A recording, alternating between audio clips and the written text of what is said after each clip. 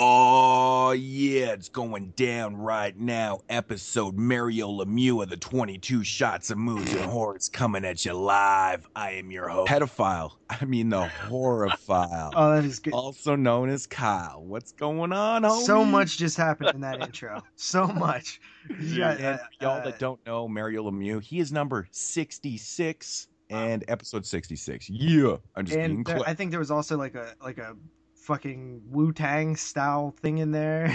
There's a pedophile joke. I mean, there was so much happening in that intro. That was a good one. And of course, we got the pedophile. I had to do it, man. It's just the opportunity is there, so I'm gonna take it. You know what's funny, dude? I'm an opportunist, man. So I was working hat on and his thick ass Boston accent, and like I was just like, should I say it? I was like, rough night last night, huh? And he got so mad, his face just turned super serious, and he was like, well, yeah, of course. I mean, a lot of injuries, and he just starts going into the full blown excuse mode, and I was and he was like, then he started taking shots at Pittsburgh. He's like, hopefully they can good luck making the playoffs.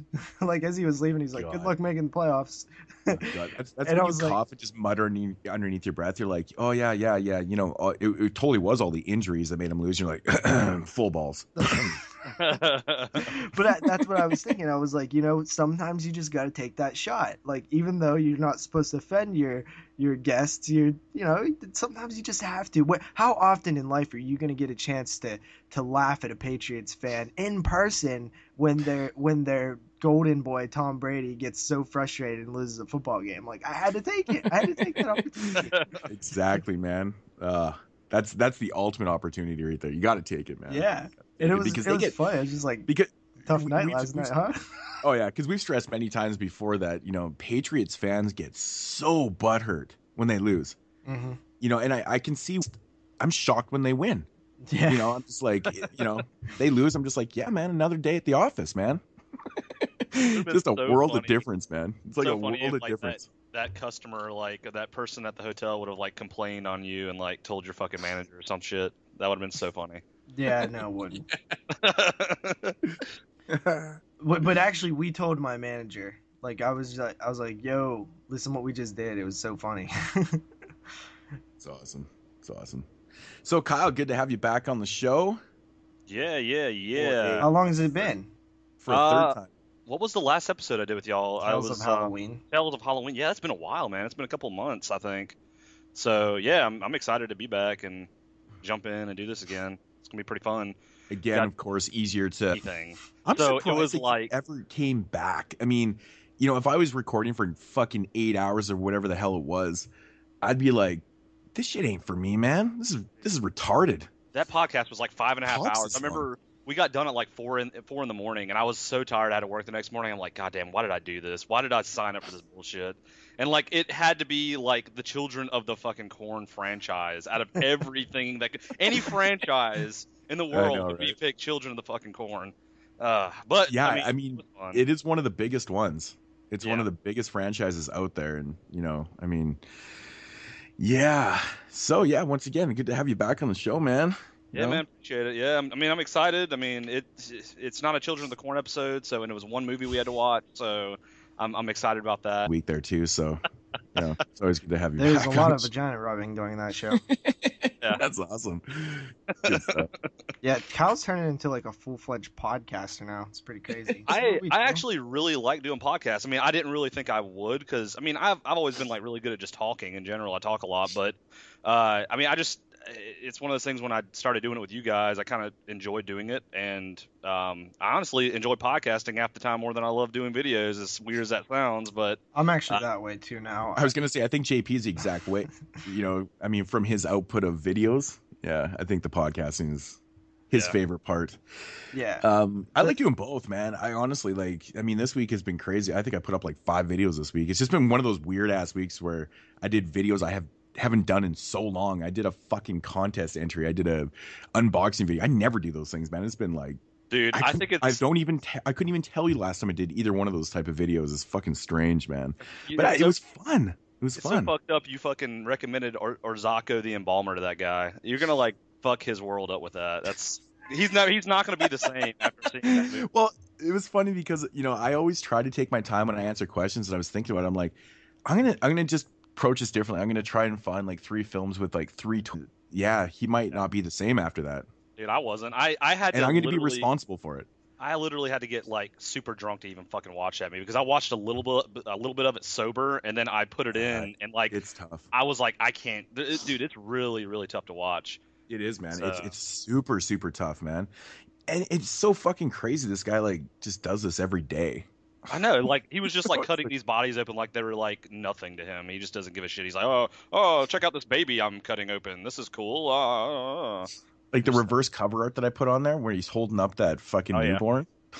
Did you get the poster with it? Yeah. That's who the fuck would hang that up? Like it's a guy holding a dead baby. It's like, why would you put that up anywhere? It's just not acceptable to put that up. What's new this week? Oh man, you know what I've been doing, dude? I've been what I call cramming or crunch time. It's when the year sometimes 2 a day if I can. You gotta lay off that gay porn, bro. I know. But I just try to stuff as many in me as possible. I need to watch. I mean, I'll get them done, but it's been up and down for me all year, man. I went through stages where I kept watching nothing but good stuff, and then I went through like a month period. I swear that every film I watched was like an under 5 for me. It's been one of those years where it's been just up and down, but yeah, a lot of the feel good like ones. The end of the years, so much good stuff like right at the end of the year, and I'm like, okay, these are kind of game changers. I think the list is going to form and change itself due to a lot of these films, and I'm like, fuck, it's exciting for me. If you guys are curious, I actually have a little list right here that I've been keeping beside me of films that I still want to check out that I actually can obtain because I either own them or have screeners. And it is Knock Knock, The Stranger, The Editor, We Are Still Here, Gravy, Bloodsucking Bastards, The Harvest, Demon's Rook, Poltergeist, The Gallows, Goosebumps, Stung, Goodnight Mommy, Girl House, Backcountry, Army of Frankenstein, Ejecta, Extraterrestrial, Charlie's Farm, and Headless. Those are the next 20 on my list. Man, there's so many good films in there too. Yeah, there are. You haven't seen any of them? Need to see. I mean, I'll obviously see more than that, but Headless is one of the main ones on that list right now that I will absolutely 100% see before the end of the year. And I mean, I think that this is my most exciting time for watching 2015 films is like towards the end, because it's like you really get to see like pretty much watching all good movies at that point. You're not gonna go out and watch like the one that has never been mentioned ever once. Like me and Moodz were talking about like the Green Inferno. Like we were super worried a week ago. Like are we even going to be able to see it? It's one of those that have been talked about so much, and luckily I think we are going to be able to see it. So that's really good. The next 5 I've got on deck here is Bone Tomahawk, Goodnight Mommy, The Green Inferno, Deathgasm, and The Final Girls. So that's like pretty much it, man. Like a lot of the films that all 5 of the I haven't seen all of those 5, but word on the street is that any of those 5 could literally like change your list around. So that's pretty cool. And I'm pretty sure I would be pretty confident that your list will change after watching those 5. Yeah, I mean, I'm not going to say, bad things about, any of those things. But, like, I kept hearing the same thing about Krampus, too, which, I'll get into a little bit later.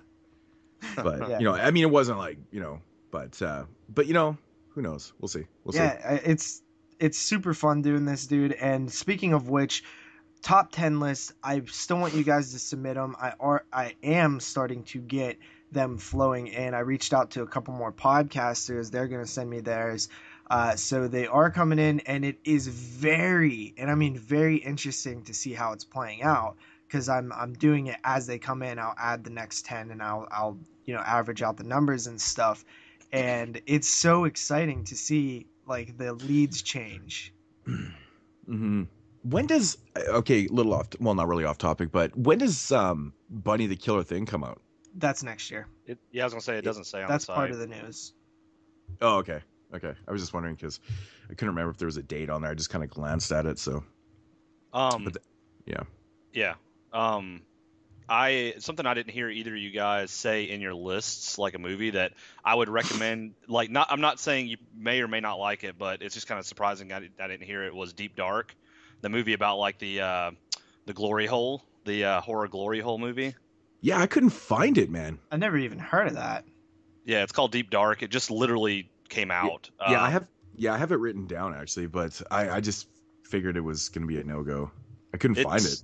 I've watched it. I just would recommend, like, if you guys get a chance to watch it. I mean, it's not like, it's just something that I didn't hear either of you guys talk about, but thought it'd be pretty cool. Yeah, when you talked about the premise of that film, I was like on my computer trying to find it. I was like, okay, yeah, I need to find this, man. They made a fucking horror film about a glory hole. It's not like a glory hole in a bathroom or anything. It's a hole that's in this guy's apartment, and basically the premise is this guy, he's like an artist, and he moves into his uncle's old apartment. It's like this really shitty rundown apartment because the uncle says that he may have some inspiration if he moves there. So he moves there, and there's this hole in the wall, and there's like a woman talking to him through this hole and like telling him how to do all these like different like not paintings, but he does these weird like, I don't know how to explain it. Like they're like mobiles, like baby mobiles, but he makes them and he puts them in like an art gallery, and she's like telling him how to make all these, and he's just taking all the inspiration from this fucking hole in the wall in this shitty apartment, and he's like becoming rich off of all this, but then all this other shit starts to happen. Like it's really, really weird concept for a fucking movie. I mean, it was kind of like a random watch for me, and I actually didn't mind it. Like, I didn't go into it expecting much, but it's a very well filmed movie. I mean, it's just very odd. Like, it's just a really odd and fucking weird concept, period. So I don't know. Definitely recommend checking it out if nobody's seen it, because I haven't heard like anyone talking about it, and like I just kind of came across it and I was like, well, this might be something interesting for the guys to watch. So yeah, that is a good point, man. I haven't really heard anyone talk about it except for, I think you heard of it. But I mean, nobody really has mentioned it. Yeah, so, where did you first hear about this? Because I mean, when I was just shocked I hadn't heard of this, and I'm like, I was like, I don't remember what I was doing. I was on the internet like browsing around on somebody's YouTube channel, and I don't remember who the person was. It was some random YouTube channel, and somebody reviewed it, and I was like, what the fuck? I was like, let me check this out, and it literally like had just come out. Like, I think it was like a straight to video kind of release. It obviously didn't have like a theatrical release or anything. Yeah. But I couldn't imagine that movie having a fucking theatrical release. That'd be weird. But yeah, it was like one of those things I saw on somebody did a review of it. I kind of listened to a little bit of the review, and I was like, yeah, I'm about to fucking find out what this shit's about. And yeah, I mean, it's literally a horror movie about a fucking hole in the wall. It's just like a weird. I just don't know. Like, it's just fucking weird. But yeah, check it out. I don't know. Yeah, and about a dude that's taking advice from a hole in the wall. He's literally becoming rich from taking advice from a fucking hole in the wall, and this hole in the wall is like, it's kind of funny. The movie, in like, taking advice from some kind of weird object or whatever, kind of reminds me of the movie Motivational Growth. I think that was the title.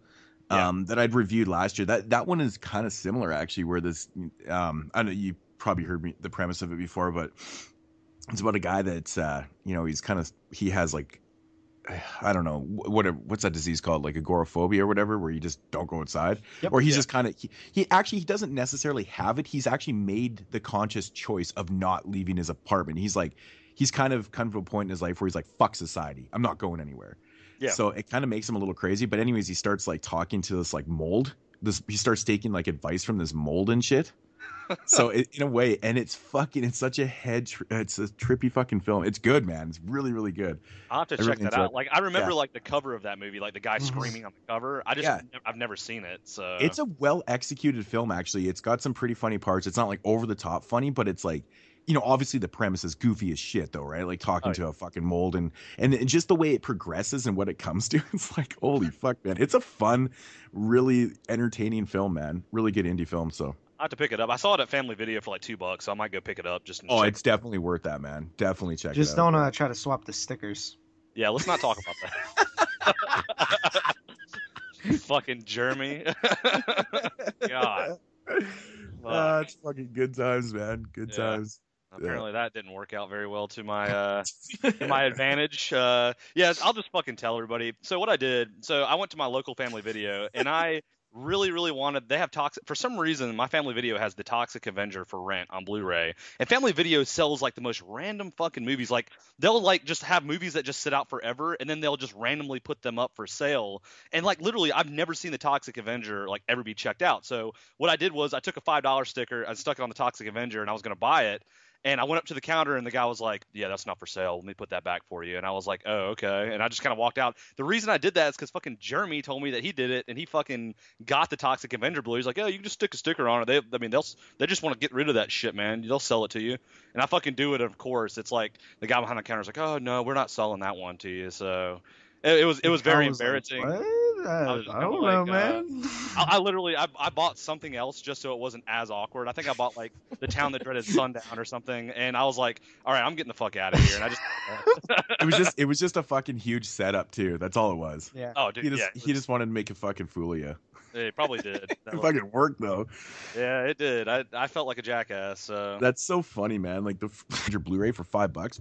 Fuck my life, dude. It was like, you know, I wasn't stealing or anything. I was like fucking gonna buy it, but it's like the guy fucking knew specifically that movie was not for sale, even out of the thousands of movies they have in that place. And I'm like, well, damn, I guess I got their scope set on the Toxic Avenger. I'm like, well, shit, whatever. You know, it's funny too because in those rental places, like they can go into the history of, you know, the film. It's not like the rental history of it, right? And if it hasn't been rented like in a certain time period, like a period of time or whatever, chances are they'll sell it to you, man. You know, if it hasn't been rented in like 4 or 5 months, they'll be like, well, it's been sitting here for 5 months and collecting dust. I'll sell it to you.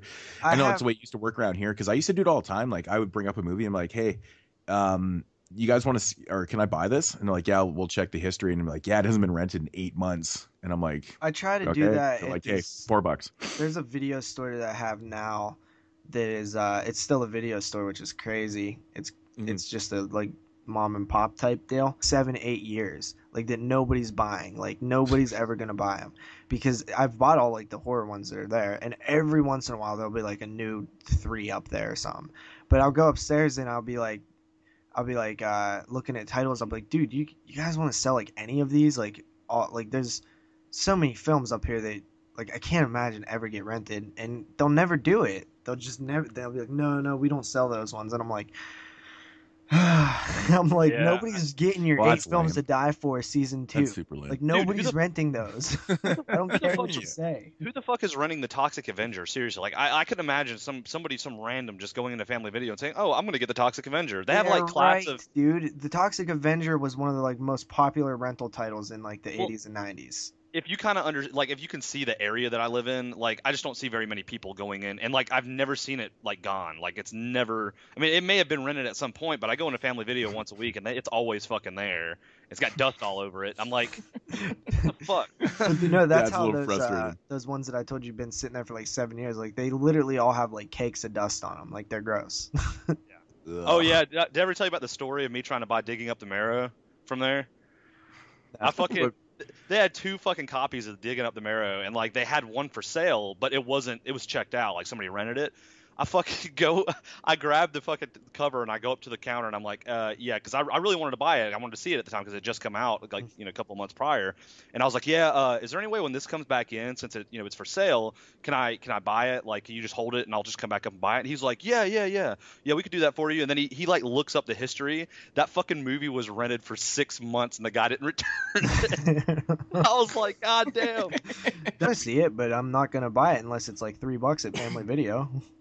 Yeah, I mean, it was 5 at the time, but they had like they had 2 copies, and they usually like they're trying to like save shelf space. So they'll throw a sticker and sell one of them.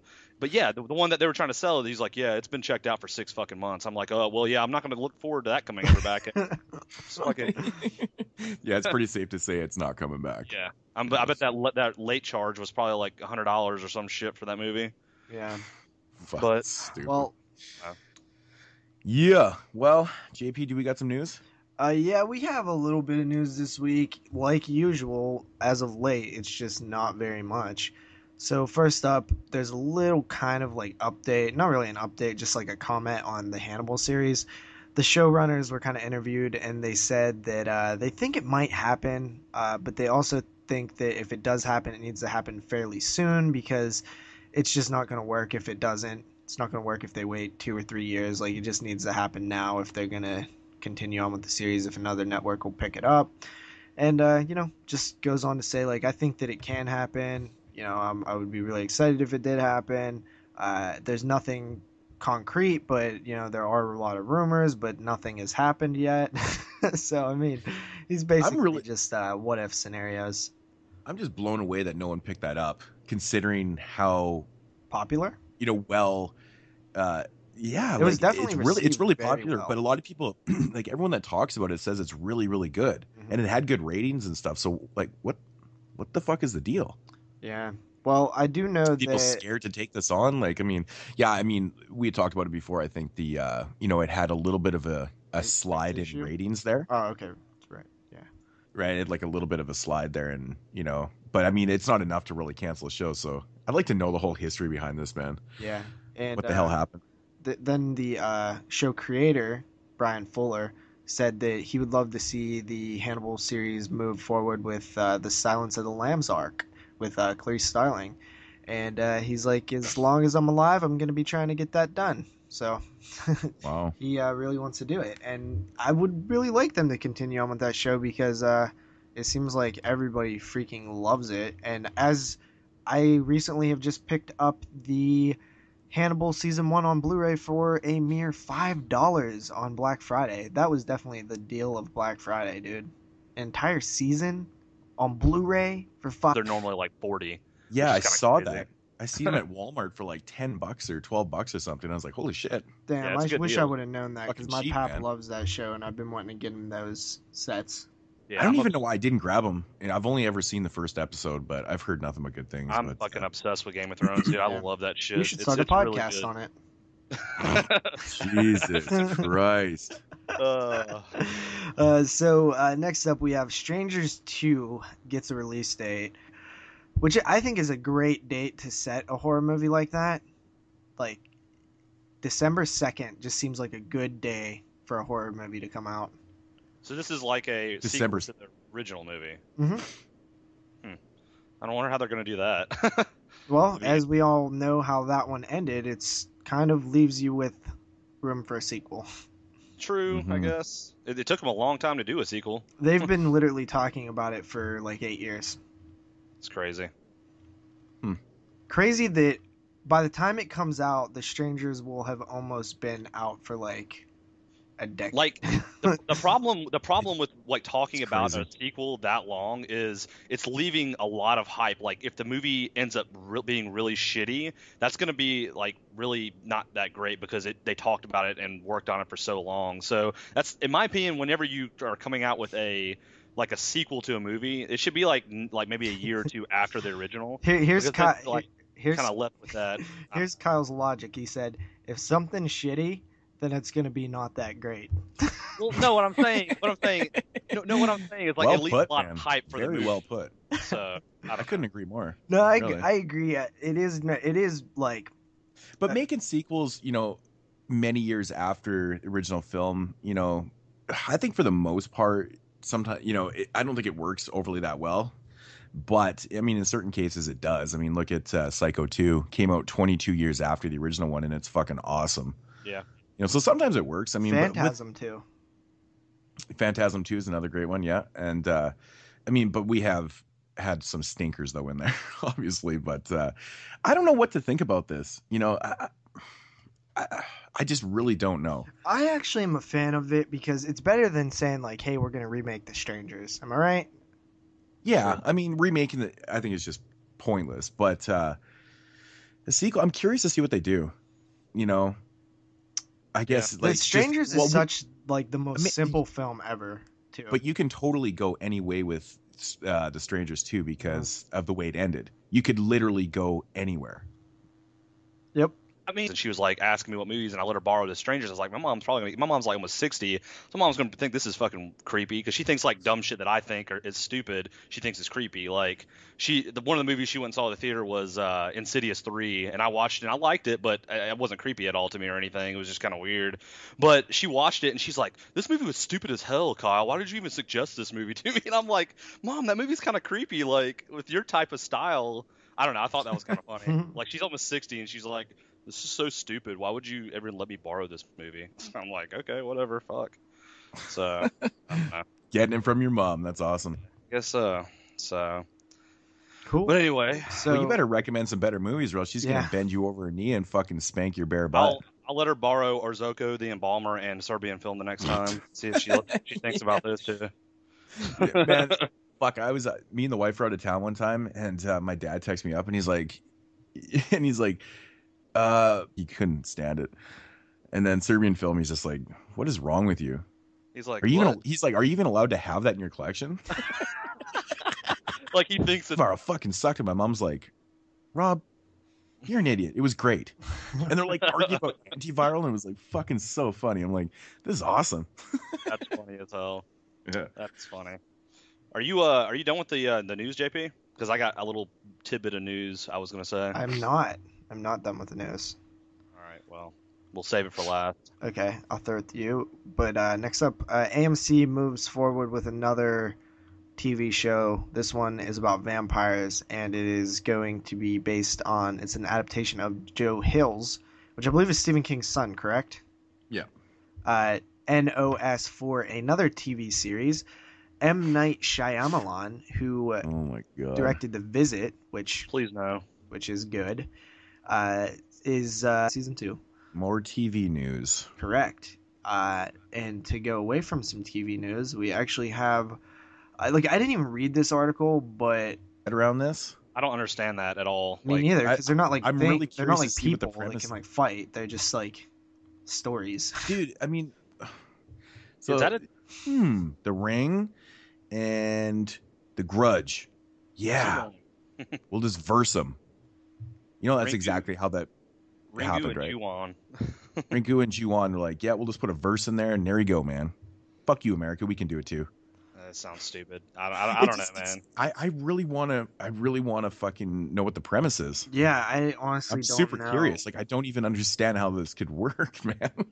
Like they're I picture- obviously not gonna fight. I mean, I unless could picture Yeah. like it's like Ring versus Grudge, and it's like the fucking girl from the Ring and Samara. the Grudge, and they're like looking at each other, and it looks like an MMA poster or some shit. I have a feeling that the United States is not going to be rebooting this. It is Sadako versus Kayako. Yeah. So Fuck, that is I don't know. happening. That is Martyrs in January 22nd of 2016, and it will be hitting DVD and Blu-ray February 2nd of 2016. Happened. It's pretty cool. Yeah, so who knows, right? I mean, I'm waiting to see the original so then I can check out this remake, but I might have. Not me. You're telling me it did not have a release in Canada? I never heard of it coming here. Huh. It probably did, but not around my area. It was But a honestly, pretty wide man- release because I even had it, and I don't get nothing, dude. I didn't even get the Green Inferno. Yeah. It was over here. I saw the Green Inferno. It was like at every theater down here. Mhm. Okay, bragger, shut up. Then we have. Dude, you live in Pittsburgh, man. I don't. Pittsburgh should have like every I don't. single. Pittsburgh does have everything, but Pittsburgh is like 40 minutes away. Oh, whatever. So after that, we have Goosebumps. That's getting a Blu-ray release on January 12th. No, see, this is what I freaking hate about these damn releases, because they always put the digital version first. So digital, it will be January 12th, and DVD, futuristic fucking drug thing. So, yeah, who knows about that one? We always know that they're very hit and miss with their IFCs. Yep.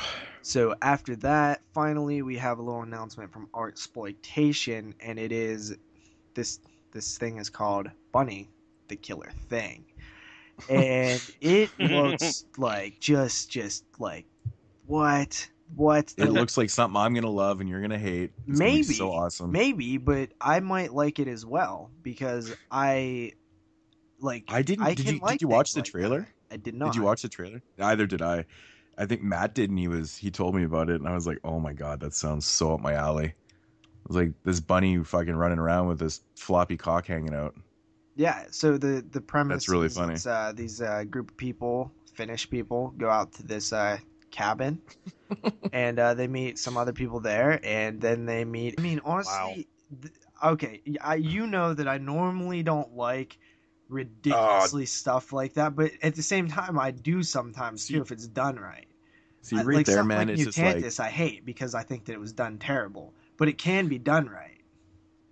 oh man, if this thing's like anything like the Taint, which is probably not going to be, but I love the Taint. Like so. a good example was like Wadzilla. That one's got a lot of exploding cocks in it. Wadzilla from Chillerama. Like I love that. This one's creative. I'll give it a fair shot. And honestly, like the poster looks really creative because it's a bunny with a penis hanging below it. That could easily be mistaken as a bunny tail. Yeah, so, it's pretty awesome. It's I pretty don't awesome. know, man. This is coming out from Art Exploitation next year, and I'm just curious to see what the hell this is gonna be like. Mm-hmm. So we'll definitely check that out. But Kyle, what did you have, man? I actually got two things. I was trying to figure out what the name of this movie was because Joanna posted it on the group page and it looked really, really cool. It's called Baskin. Baskin. It's a movie called Baskin. It's coming out January the 1st of next year.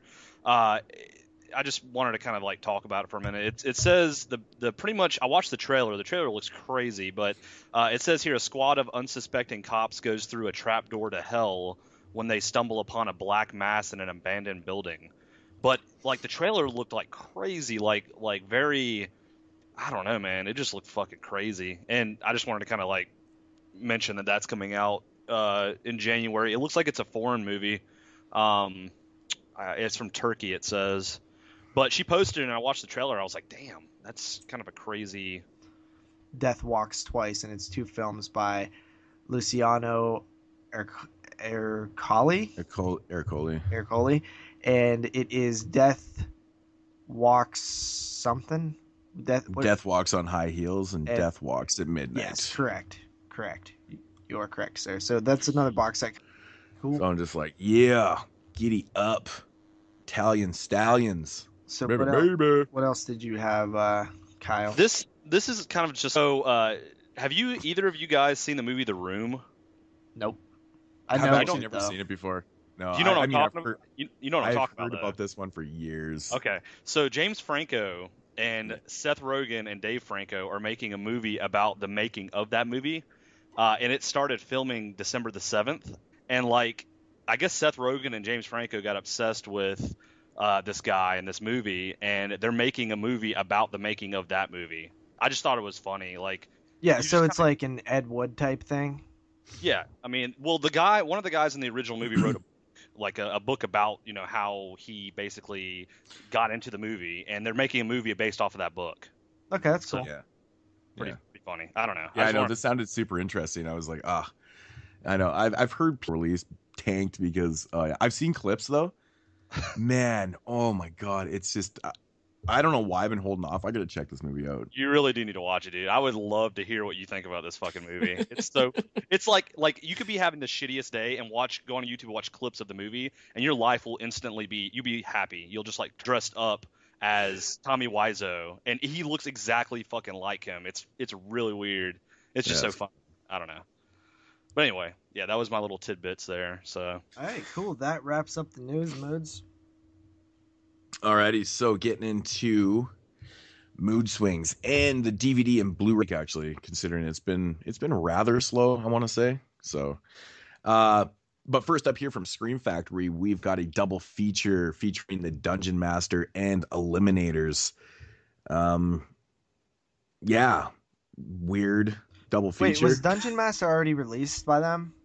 Yeah, I was thinking Eliminators was on one of the 4 packs of Shout Factory. Like one of the sci-fi 4 packs.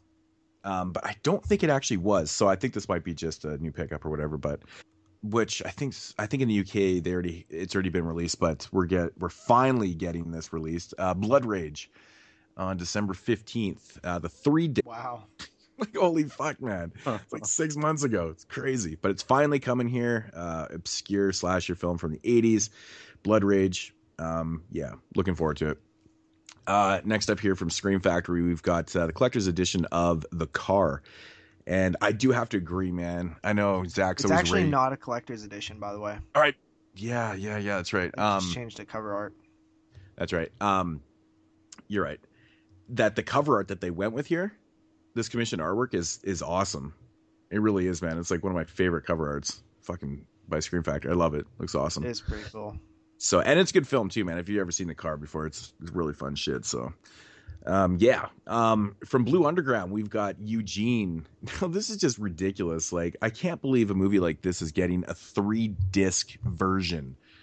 Like, it's Jess Franco, man. Why is Jess Franco getting so many amazing editions from like all these awesome companies? Again, I will remind you, it's a Jess Franco film. So it seems like what it is a Blu-ray, a DVD version, and then a CD. The soundtrack, yeah. So, I mean, but even putting, that much effort into it, it's like, holy shit, man. But Eugene, it's smut. It's smutty Jess Franco, man. That's what it is. And then speaking of Jess Franco, we got another release here from Blue Underground. We got Marquis de Sades, Justine. It's pretty much on the same level as Eugene. I actually love the cover to Justine, by the way. Yeah, it's actually pretty cool. And again, Blu-ray DVD soundtrack or $39. I'm like, Yeah. the fuck is paying that shit, man? Ridiculous. We got a new Blu-ray release from Troma, the last horror film, aka Fanatic. Troma's been pumping out Blu-rays lately. Like, they don't even announce these things; they just put them out. You know what? I try to get on their Really press list strange. forever just to know when they're announcing things. And they like emailed me, and then like they just straight up like blocked me, like not actually blocked me, but just never responded again. I was like, fine, and that's why I don't like Troma. Fuck you. Yeah, that's pretty. For when your films are coming out. Yeah, They said yeah, and they never sent me anything. Never once did they send me. Maybe they don't do press. I don't know. Maybe they don't do press releases. I'm pretty sure that they do screeners and stuff because I think there's a few YouTubers out there that are getting these releases. Joe Spita's in this? Yeah, and Carolyn Monroe. Yeah. I like this movie, man. I think it's actually really good. Is it $24 good? They were asking $24 for the Blu-ray? Fine. Holy fuck. Crazy. No. He's like, no, it's not that good. Well, I mean, let's put it this way. It's a Troma Blu-ray release, so I imagine the transfer... So, I don't know. I guess we'll see. Cool. Again, from Arrow, which I actually ordered this yesterday because I forgot to. But yeah, what have you done to the Solange? It's like a pretty obscure, like 70s kind of giallo. It's got Camille Keaton in it. Pretty cool stuff. So I'm looking forward to this. Never seen it before, but looks like an awesome release. Of course, Arrow always putting out the goodness. Again, from Scream Factory, Busy. Right? We got Zombie High with Virginia Madsen. You guys ever seen Zombie High before? I have not. Yeah, I've seen it before. I actually like Zombie High. Yeah, I watched it in preparation for the 1987 show we did on the Burial Grounds. Really? Yeah. Nice. Yeah, Zombie High. I actually like the movie. Not too bad. So, yeah, fucking Scream Factory, man. So busy.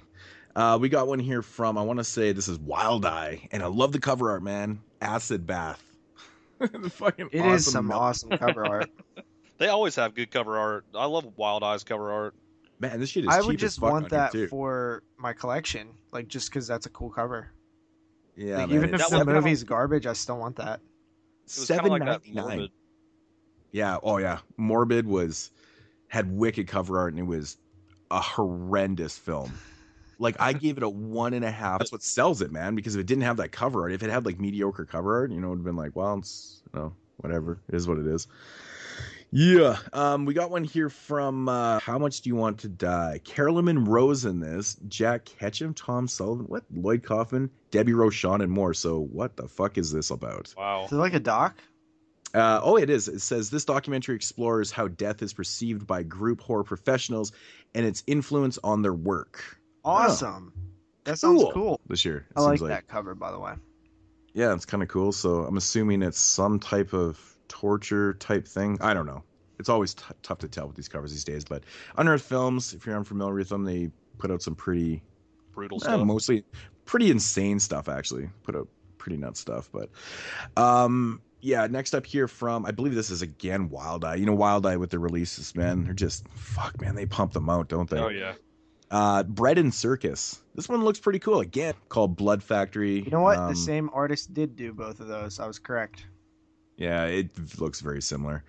So Blood Factory, who knows? And then we got from Severin. Oh, is this right? Yeah, this is right? Severin. Count Dracula is coming. I've actually never seen this version. When was that made? Like a long time ago, or is it? Count Dracula was made in the 70s, I believe. Okay. Yeah. With Christopher Lee playing Dracula. Oh, okay. I know. Okay. So it's like one of his later Yeah. ones. So, yeah. And then which was Women's Prison Massacre. Didn't it come out last week though? Yep. Wasn't it supposed to come out last week? Did it actually come out though? Think so. Okay. And then Access. Okay. And then and the last one here from Troma is the complete Toxic Avenger collection on Blu-ray. Oh, so that's coming out this week too? Well, yeah. It says it's $50. Well, that's not going to stay for very long. Let's be honest. No, it'll probably go down. But I mean, still, with the 4 films, 4 were the director's cuts. Part 3, for some odd reason, is like just the regular cut. I'm like, that is weird. What the fuck? And I didn't even know that because I'd picked up all 4 of them.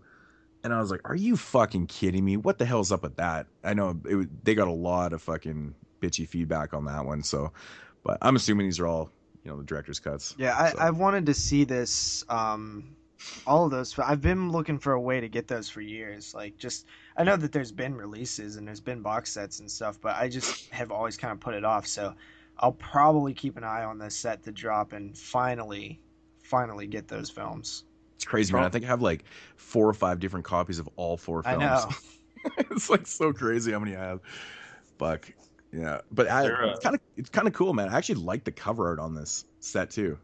It's nice. They have a sale on their website right now for 20% off Blu-rays and 60% off all DVDs until Christmas. For what, Troma? Troma site, yeah. Don't they have like ridiculous shipping on there though? Like Yeah, even for to American you. citizens? Oh. Well, Oh no, it's bad. Like one DVD's like like $30. I think $27. you're right because I think I made I was gonna buy a bunch of Troma movies at one point and then the shipping was like really high, like if I remember right. And I was like, yeah, fuck that. The shipping was almost as much as the DVDs were. Yeah, Full Moon used to be really I remember when they used to have their sales, they would do all free 50% off or something, I think. And yeah, they used to offer free shipping with that. Not anymore though. Yeah. Yeah. I think it was like a couple years back I went to go make an order on Troma and I just wanted to check out the shipping and it was like literally like 20 something bucks per DVD. That's crazy. Canada. I was like, what? I'm like, that can't be right. But it turns out it is. It doesn't make sense at all. Ridiculous. Have you ever seen the movie Alien Blood? Alien Blood is it's really bad. Horrible. Oh my god, the cover art's so fucked. Alien Blood is really bad. That looks really bad. Shitty. It's $2 fucking on their website. Yep. I would actually like to grab some of these Tromas. I'm on their website right now looking at some of them, and there's some titles that I kind of want. A lot of them are out of stock. A lot of the cheap ones. If you go to Oldies, man, a lot of those titles you can get for $2, $3, $4, $5. I want Poltergeist. That's actually one that I like. You can get that on there for like $5. I want the Blu-ray on Oldies. So, but yeah, my pick of the week, my release of the week. Actually, a ton of releases this week. A few good ones to choose from. Yeah, Scream Factory and Blue Underground and Arrow, like all the big ballers in here, or even Troma with a couple releases. Fucking Wild Eye, of course, every week. How many releases do you think Wild Eye's put out this year? Like it must be like it has to must be have more put out than like anybody else. Yeah, it must be like 100 films. Like it seems like every week there's 2 or 3 or 4. That's fucking incredible, man. Yeah, they pump them out pretty quick, man. Like I went onto their website and they sent me like some screeners to review, and they sent me probably, I don't know, 5 or 6, maybe a little bit more, like 6 months ago. And I went on their website. There's like so many new movies they have. It's insane. I'm like, well, goddamn. They are very generous with their screeners when you get on their list and you're like, hey, can I get this? And they're like, yeah, I'll send you a box. It's like a box. Well, the reason they're like that is because these are really, really low budget, like, independent movies, and that's really the only way they're going to get the name of these movies out there is if people start reviewing them and people watch reviews. So it kind of makes sense that they're like that, but I don't know. They pump their movies out like so quick, it's insane. Yep. Yeah. So what is All it right. gonna be? So, I am for this one. I am going to be going to Arrow. Arrow's release of Blood Rage. That is my pick of the week. Yeah, I don't think you could really go against that one. That's one that I would say so too. And for a couple different reasons. Blood Rage this is the first media release for DVD and Blu-ray of it. But it's also the fact that Arrow's put a lot of work into this. They did delay this release for good reasons. They end up doing more stuff for it. Adding a third disc and everything. And I think it's just worth it. Mm-hmm. It's an 80s obscure slasher, and they're really doing it justice. So it's kind of crazy. But yeah, definitely grab Blood Rage. Can't go wrong with one. So it's actually not too badly priced on here, $25. Yeah, it's not bad. So it's better than the $50 that it's on Amazon.ca. Yeah. Yeah. All right. So getting into the voicemails and questions. Did we got some this week? Did we have any questions that were written in? I don't believe so. Okay, so we have two. Derek here. I have a suggestion and a question for you guys. Now, my suggestion is, I think it would be interesting if you guys got maybe the Facebook group to suggest segments for knowledge. You start a knowledge thread on the Facebook group page where you guys get the few topics that you like to have the listeners hear about, or the group page. It'd be a good interaction, I think. And now on to my question. Now we all know that Scorpion Releasing and Kino made this deal together, but when this deal happened, we lost a lot of titles from Scorpion in the process, like House of the Sorority Row and The Unseen and Day of the Animals. They all went out of print, and unfortunately they went overpriced, even on the Code Red page and Diabolic DVD. They're still a little higher price than they usually were when they were in print. So my idea, do you think it's a gift but a curse when Scorpion made that deal? That's all. Hope to hear back from you guys. Peace out. So that was Derek. Well, I mean, with every gift, there's always probably a curse, right? True. That's just the way I look at it. So, honestly, man, it's good and bad. I mean, obviously, the bad is that when Scorpion signed their deal with Kino, Kino wasn't willing to take their back catalog. That's the downfall, and all this thing. And they're more readily available to the people out there. So, yeah, I mean, there's a good and bad. I mean, for me, it's not so bad because I have all those older releases. So you're selfish. So I bought it. Well, no, I'm just saying. I mean, for me, but it just depends on who you are. If you already have these releases, well, whatever. But I've been supporting Scorpion for a long time. But yeah, it does suck that a lot of their back catalog. So why did that happen though? Because I didn't releases, right? So Scorpion was forced to just put them on a print, right? So they didn't. So they took some of their time, but they still own the rights to them. I guess. So then they can come back in print. I guess if Scorpion just put them out by themselves, saying, I guess, or something. Kino if Kino's hey, we need a title to release, we're kind of running out of stuff, or they're well, we need something to fill the month of April. Couldn't they just be well, the way I was perceived and the way I read it was that they didn't sign for any of those. They was for all future releases with Scorpion, right? So everything that they're going to be putting out now, as as a dual company. Forward, that's why they signed the deal with Kino, right? Yeah, but you're also not going to release them right away either. But I'm saying since they have a relationship, anything with these older films, they just did not take them, right? Mm-hmm. So if Kino didn't sign on to take them, they're not going to release them. Yeah, but what, So like I'm saying, since the obviously if they're working together still, like they have a relationship together, so it is yeah, possible to make another deal. Is kind of what I was getting at. I guess, but I mean, it's a lot of paperwork, man.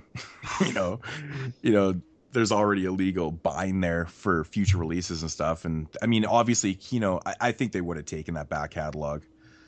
I'm really surprised that they didn't, because there's a lot of good titles in there that went out instantly out of So print. we're sure that they didn't. Then they went instantly out of print whenever. Start releasing things and making money on the side. They just can't do that. And Kino didn't want, I guess, the burden of all these past release. I don't know why they didn't take them. It's really strange. But do we know that they didn't? Did they say we didn't take that, or is that just assumption? No, it's not assumption. I read it. Okay. I literally read that before. Yeah, no, They I'm didn't just take asking. As long like if Scorpion owns the rights to them, then they could like license them to other people. Like, yeah, maybe they couldn't release them themselves because that would go against their contract against like Kino or whatever. But if they own the films, they could technically license them out either to Kino or somebody else. But I don't. Yeah. So that's good that they're not like actually like all of a sudden like the rights expired and went to somebody else or whatever, Mm-hmm. So there's still Yeah, in which I mean, we would never know what the rights issues are. Mhm. It's probably not just full public knowledge and stuff. So who knows? I guess we'll just have to wait and see. I mean, if we start seeing some of these older Scorpion releases being released by other companies, yeah, they obviously subletted the rights out or whatever, right? Yeah. So I don't know. We'll see. Yeah, but then again, who even says that they own those films to begin with? Maybe they licensed them. Exactly. So maybe that's why the rights didn't go over to Kino, because they were licensed from Scorpion from another company. It could be. Yeah. So We don't really. the other part. And then of course sometimes when you dig deep and you get wrong information too. Yeah. Like, you've been told wrong information from direct sources. Synapse told me wrong information. And that's what I'm saying. That's why the rights issue conversations are always a fucking mess. They are. Like there's films even to this day, like that, even semi-popular films and stuff that nobody fucking has a clue who really owns these things. Yeah. That just blows my mind. Mm-hmm. It's crazy. So yeah. Yeah, so the other part of that question was about knowledge, and yeah, we said that, like, send us topics on Facebook, an email. If you want to hear us talk some nonsense about specific topics, send the fuckers in. Yeah. Send them our way. Yep. Send them over. Email, whatever, doesn't matter. Phone them in. So doesn't matter. Just let us know. Yeah, actually, earlier I said that we only had 2 voicemails, but actually we have 3, so we have 2 more. So next up we have the second voicemail. I actually don't know who all these are from, but we'll play them as we go through. Hey guys, this is Luis Alfredo Soto, and I have a question for you guys. Given the fact that I'm coming up on a 1-year anniversary of joining the Facebook group, how has that group changed? Has it become better, worse, or stayed the same? I really would like to know your thoughts on this. So, I personally think we have the greatest horror group in existence. And I believe that. I've been part of a lot of horror groups, and they're not as active as ours. They're not as awesome as ours. And I love ours. Yeah, that's the thing, man. I'm part of a lot too, and I noticed that the activity on a lot of these groups isn't, there a lot. It's the same shit over and over again. I noticed that like people will post things, but no one will ever respond. No one will like anything. Yep. It's like the conversation's fucking dead. And like, I was actually scrolling through one group page the other day, and there must have been, I'm not even exaggerating, it must have been about 15 posts in a row, and like not one comment, not one like. And I'm like, the fuck is there? This is boring. Yeah. For lack of a better word, it's just boring. Like, and with our group, I find that, people are always conversating. People and the best thing about friends. It though, well, that's the thing. People become friends, outside of it and things, but the beef is at almost a zero. Yeah. There's really no stupid bullshit that's going on. Like we've got like 5 mods in there, and nobody ever really has to do the job. We've only had like a couple beefs that even happen ever. Yeah, and that's what I'm saying. But the best thing about it is the activity. The activity is just awesome. You know, always a good response for everything that gets posted. I will say Devin, and I added him to the group, Devin Conwell. I grew up with that guy, and he's like huge into horror movies. And I was like, dude, I'm going to add you to this Facebook group that I'm a part of. They know a lot about, you know, the genre, and they just have a lot of good suggestions. And I added him, and he's like, damn, he's like, dude, these guys know what the fuck's up, man, you know. And I don't know, I think it's cool because I go into other, you know, groups, Facebook groups, and it's not like that with other groups. Like, I mean, you see people talking and conversing, but like there's like full-on conversations going on in this group, and people get involved with things, and I don't know, it's pretty cool. Brandon did in October, which is really cool. The NFL tournament. We have the NFL tournament picked league. There's just a lot of things that are going on right now. There's a short, like, slow build. It instantly was fun, and it's gotten better too. It's great, and as we grow, we're at 626 members now. I get to know more people who, like, look at Kyle, like, he just popped up out of nowhere, right? Like, we didn't really know him, and now, like, we talk to him all the time. Yeah, and he was just a, like, listener, or like, he was a viewer of Moodz or something, right? Yeah, I mean, I actually I don't remember what the first video of Moodz is I watched. I typed in something on YouTube, somehow came to his page, and I just started, like, because I really wanted to start collecting. I never really collected before, and I guess I just started looking at a lot of his videos. Then I somehow ended up on the Facebook page. I don't remember exactly how, out to be friends with anybody or anything like that, but it just kind of happened, I guess. It's kind of nuts. Yeah, it's pretty cool, man. I love the group page. I fucking recommend everybody, because there's definitely people, just judging by the downloads we get, there's people who are listening right now on their iPod who are not part of the group page, and you guys are crazy. yeah, I feel like it definitely hasn't like digressed at all. It seems to always be pushing forward, which is a good thing. So, and we're starting to actually have a little power. Like, we go over to I'm like, hey, everybody go over to Scream Factory's page and ask them why the hell they're doing this, and then, like, everybody does. Oh, you know, speaking of that, you want to hear something fucking funny? What? So I just got an email from Scream Factory, and it says, we've received your proof of purchase and replacement request. Expect this to ship sometime next week. Regards, customer service, Shout Factory. So did we jump the gun? I'm confused on why it said only U.S. customers, though. Like, I'm really, really confused on why. You sure didn't that was say written North American customers? No, it said American customers. I was like, because I read it twice, and I was like, are you fucking kidding me? Are you kidding me? I'm like, that makes no sense, because what happened there? And yeah, I mean, it got resolved. It was strange. Well, at least we found out, right? I mean, that's cool. It is a little strange, but who knows? Now we know if we have another issue like this, that we can send our army, our soldiers out there, 22-shot soldiers, and we get shit done. So and with that said, I just want to thank everyone out there for showing the support. It was like, you know, I made this post on Scream Factory's page, and there was a lot of likes and a lot of comments, man. Like something like 30 from kind of deal. I'm like, well, damn, you didn't talk to your customer a little bit better than that, guys. Well, they said not sure where you are getting this misinformation from. I don't know. It just sounded a little immature. Like somebody was like, well, fuck this guy, you know. I don't know. They do get a little cunty sometimes over there.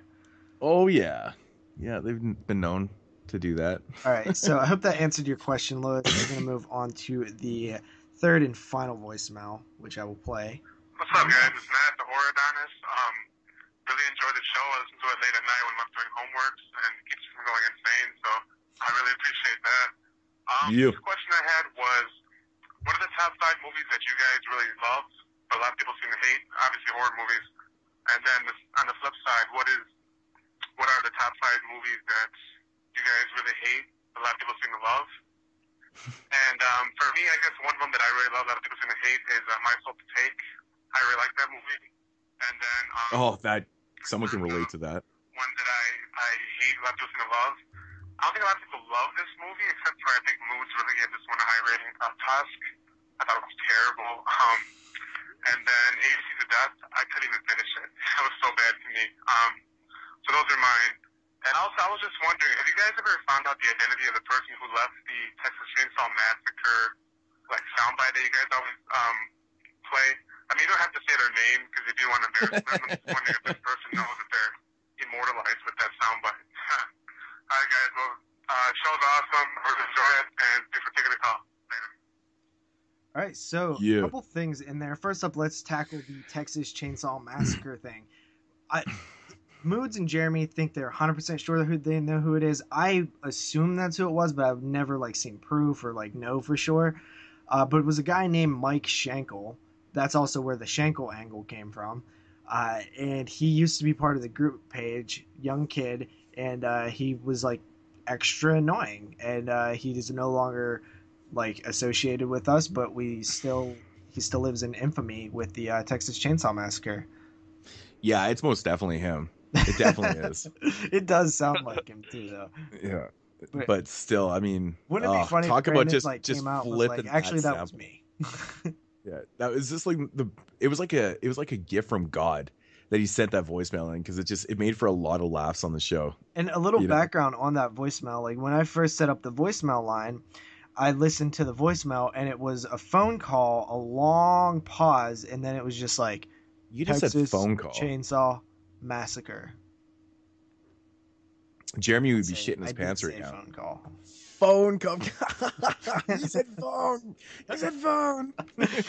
So yeah, I mean, it was a weird voicemail, and yeah, we decided to keep it, I guess. So that is that. And then the other part of the question was films that we like that everybody else hates, and films that we hate that everybody else likes. Well, you did mention the My Soul to Take film. That is one that I love that everybody else hates. I fucking love it. It's such a great movie. I don't know what everybody is smoking, but they're wrong. Another one that I love is both Blair Witch Projects. More people like the original, but I love the sequel. Everybody hates that. I love Jason Goes to Hell. I love Friday 5, and I love Elm Street 2. Those are all films that I love that everybody seems to hate. Mm-hmm. Films that I love that other people hate. Well, let's put it this way. Anything shot on video, anything Trauma, anything Jess Franco. It seems like everything Rob Zombie. Well, see, this is an interesting one because Rob Zombie's so split, but man, dude, it seems like every time I'm having a conversation about it, it's like I'm always talking to that person that just loathes Rob Zombie. The degree of hate is just such to the extreme that it's very noticeable. Dude. So I'm gonna put Rob Zombie, any film by Rob Zombie in there, because he just fits the category so well. Because honestly, I like all Rob Zombie films. The pros and cons of it, to the point where, sometimes I just want to make love to it a little bit. Just get a little closer. Just get a little bit closer to it. So, here's an odd choice: Poltergeist 3. I know it seems to be kind of like the black sheep of the trilogy, but I love Poltergeist 3 actually more than 2. I like it more than part 2, and the consensus is it sucks. So, fuck off. Yeah. Honestly, there's a lot that others hate. Films that I love that others hate. I can only think of, this has kind of put me on the spot, but I can only think of a few. One of the main ones, the first thing that came to my mind that probably everybody hates, but I do love, is Leprechaun in the Hood. I don't know why. I just fucking love that movie. Dude, how can you stand that Postmaster P character? Dude, I fucking... What did you say, Moodz? I thought you were going to say Leprechaun 4. I was like, fuck. That movie sucks. I honestly throw on because it's just so funny. It's horrible, and it's so bad. It's bad. Yeah. Yeah. The Ginger Dead Man, I like those movies. I think they're hilarious. People that stumble across this movie and it was a fucking gingerbread, dude. It sucked so bad. They hate Gary Busey's fucking voice of this Ginger Dead Man in part 1. That's gold. I'll tell you, that was just that was a little bit of extra sugar right on top, man. Right on top of the Ginger Dead Man's penis. It's good shit. Sweet. Massacre at the beginning. I actually like that movie. Yeah, I think most people like that because I like it too. I love that movie. Yeah. It ends on such an awesome note. Yeah. Chainsaw 3D would be another one that would fit into that category for me. I like that. Yeah, love to hate. Yeah. Yeah. Exactly. And there's a lot of sequel, franchise titles that I could fit into this category because a lot of people hate a lot of the weirder franchise ones. Actually, that's a good point, because as a direct sequel to The Howling, which is my favorite werewolf film of all time, it's a terrible, terrible film. absolutely bona fide shit fest. But it's fucking awesome, man. It's got Sybil Danning, multiple tit shots. It's got the most ludicrous storyline to it. It's just, but the music, the soundtrack's fucking fantastic. It's a fun watch. But the consensus is most people fucking loathe that film. It's because they don't take it for what it is, as a so bad it's good film. And they think of it as a really bad sequel to a classic film, which is unfortunate because it's a fun film. So. Yeah. I was gonna say, like, the first thing that came to my mind whenever he started talking and saying that the question was a lot of Miike films, The Killer and Audition and Visitor Q, and the list goes on with weird ass horror films. But there's always the flip side, and you can do like check out his Yakuza films and shit like that. Like he's done a lot of like gangster fucking films, like they're fucking badass, like the Dead Alive films and. You know what I'm talking about, Kyle? Yeah, right? Like, yeah, I know what you're talking. Yeah, there's some of his movies, or a lot of his movies, are really, really hard to follow. You got like fucking. Yeah, he's a really weird storyteller, man. He's a very what I call broken storyteller. Like shit is like honestly, if you blink too long, like you might miss a major plot point. You're like, what the fuck? Like, yeah, no, his films.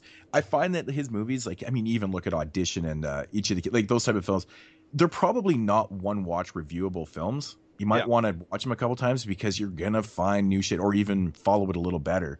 So I think this is the reason why people have a hard time with Takashi Miike films, is because if you're not a rewatcher and you're thinking that, I'm going to make my final opinion based off one watch, you might not want to do that. Well, I mean, you got some of his movies, like you got Gozu. That's like the number one that comes to my head. Gozu's weirdest fucking movie. Weird, man. It's just a really, really, really weird movie, and I can expect a lot of people, like, we're probably in a small percentile that like really enjoy weird kind of. People love.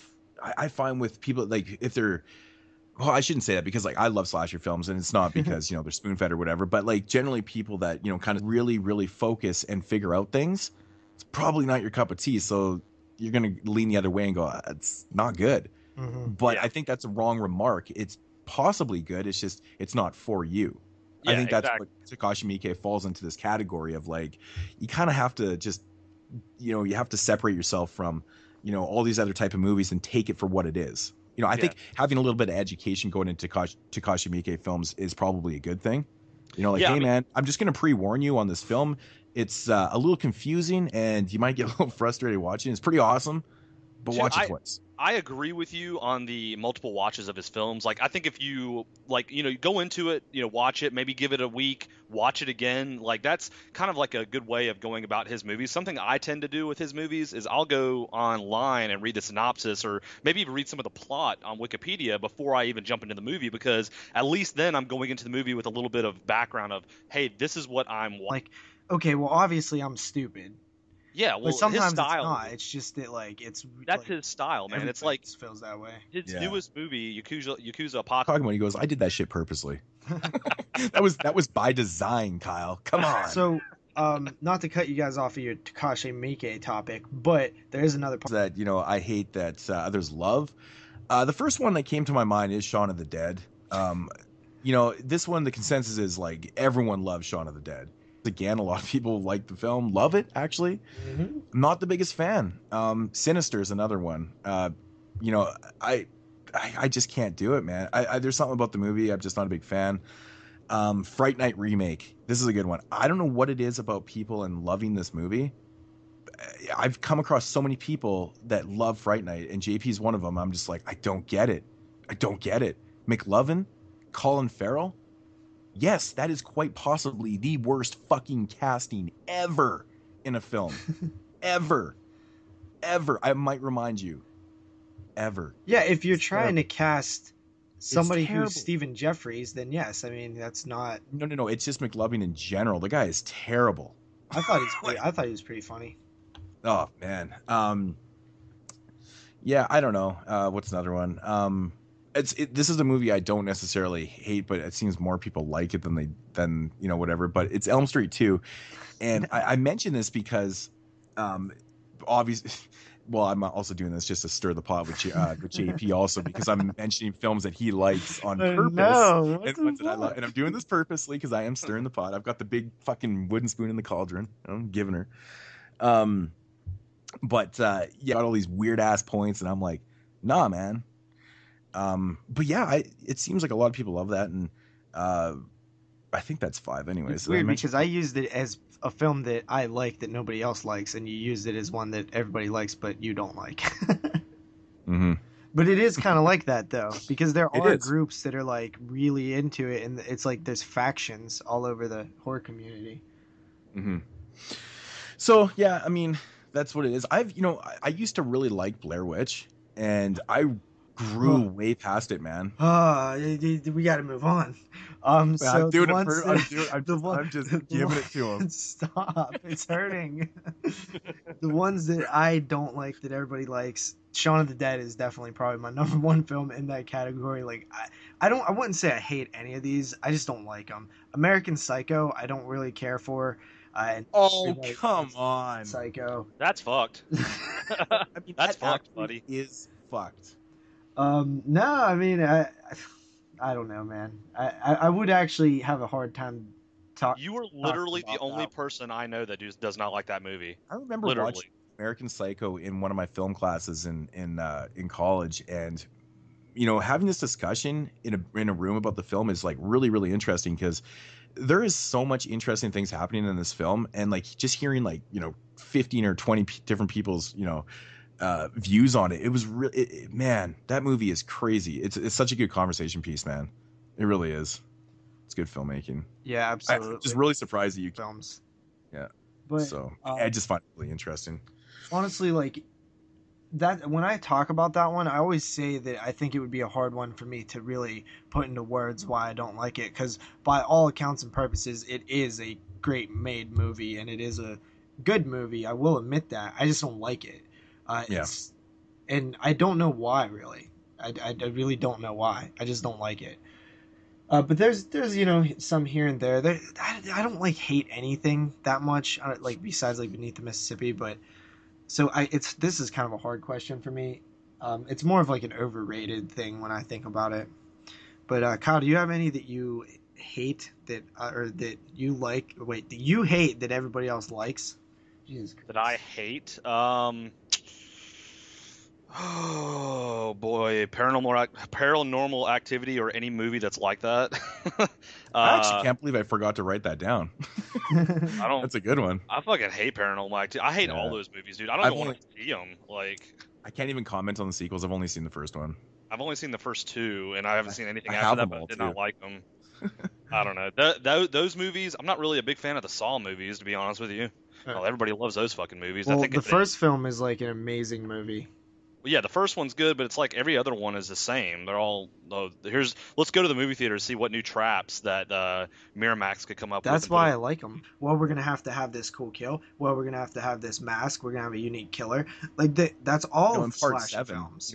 Part 7 was totally just made around the fact that someone thought up an idea to break someone in half over a tree that was sleeping in a sleeping bag. I remember hearing it's like the greatest kill ever. I'll never forget the first time it's all fuzzy and shit. I'm like, oh. I like the Black Christmas remake too. That's another one I like that people hate. Yeah. I'm not a fan of that. I mean, I remember there was I've reviewed it before. I'm trying to think of another movie that everybody really fucking likes. Oh, the Eli Roth fucking shitfest Last Exorcism. Those movies, I always remember hearing buzz about those movies, and I watched them, and I was like, God, these movies are horrible. They were terrible. Like, you not like found footage? I like found footage in certain. The Last Exorcism. Yeah, honestly, man, I kind of dug it. I think the ending was a little kind of brought my rating down a little bit. I wouldn't say it was like the greatest ending, but I actually didn't mind the movie, to be honest. Yeah. I just think it's absolutely so funny that they made a sequel to that, The Last Exorcism Part 2. Yeah, that's so stupid. That's the fucking stupidest title in the history of titles. Like, I'll tell you a found footage movie that was probably one of my favorite found footage movies like ever is As Above, So Below. I fucking loved that. Like, I loved that movie just for like what it was. I thought the movie was awesome. Like the storyline of the movie, but it just depends on the movie. Like something like Cloverfield. I actually just read someone write. I was on Facebook and they were saying how much. Yeah, it was like number. It was just outside of my top 10 or something, but it was a good film, man. I love like the catacombs kind of shit. Like I love watching shit like that. I think that's like a really cool setting for a movie. So. Mm-hmm. All right. Well, I think that answers the voicemail. Yeah, totally. Yeah. So that's it for the voicemails then? That is it for the voicemails.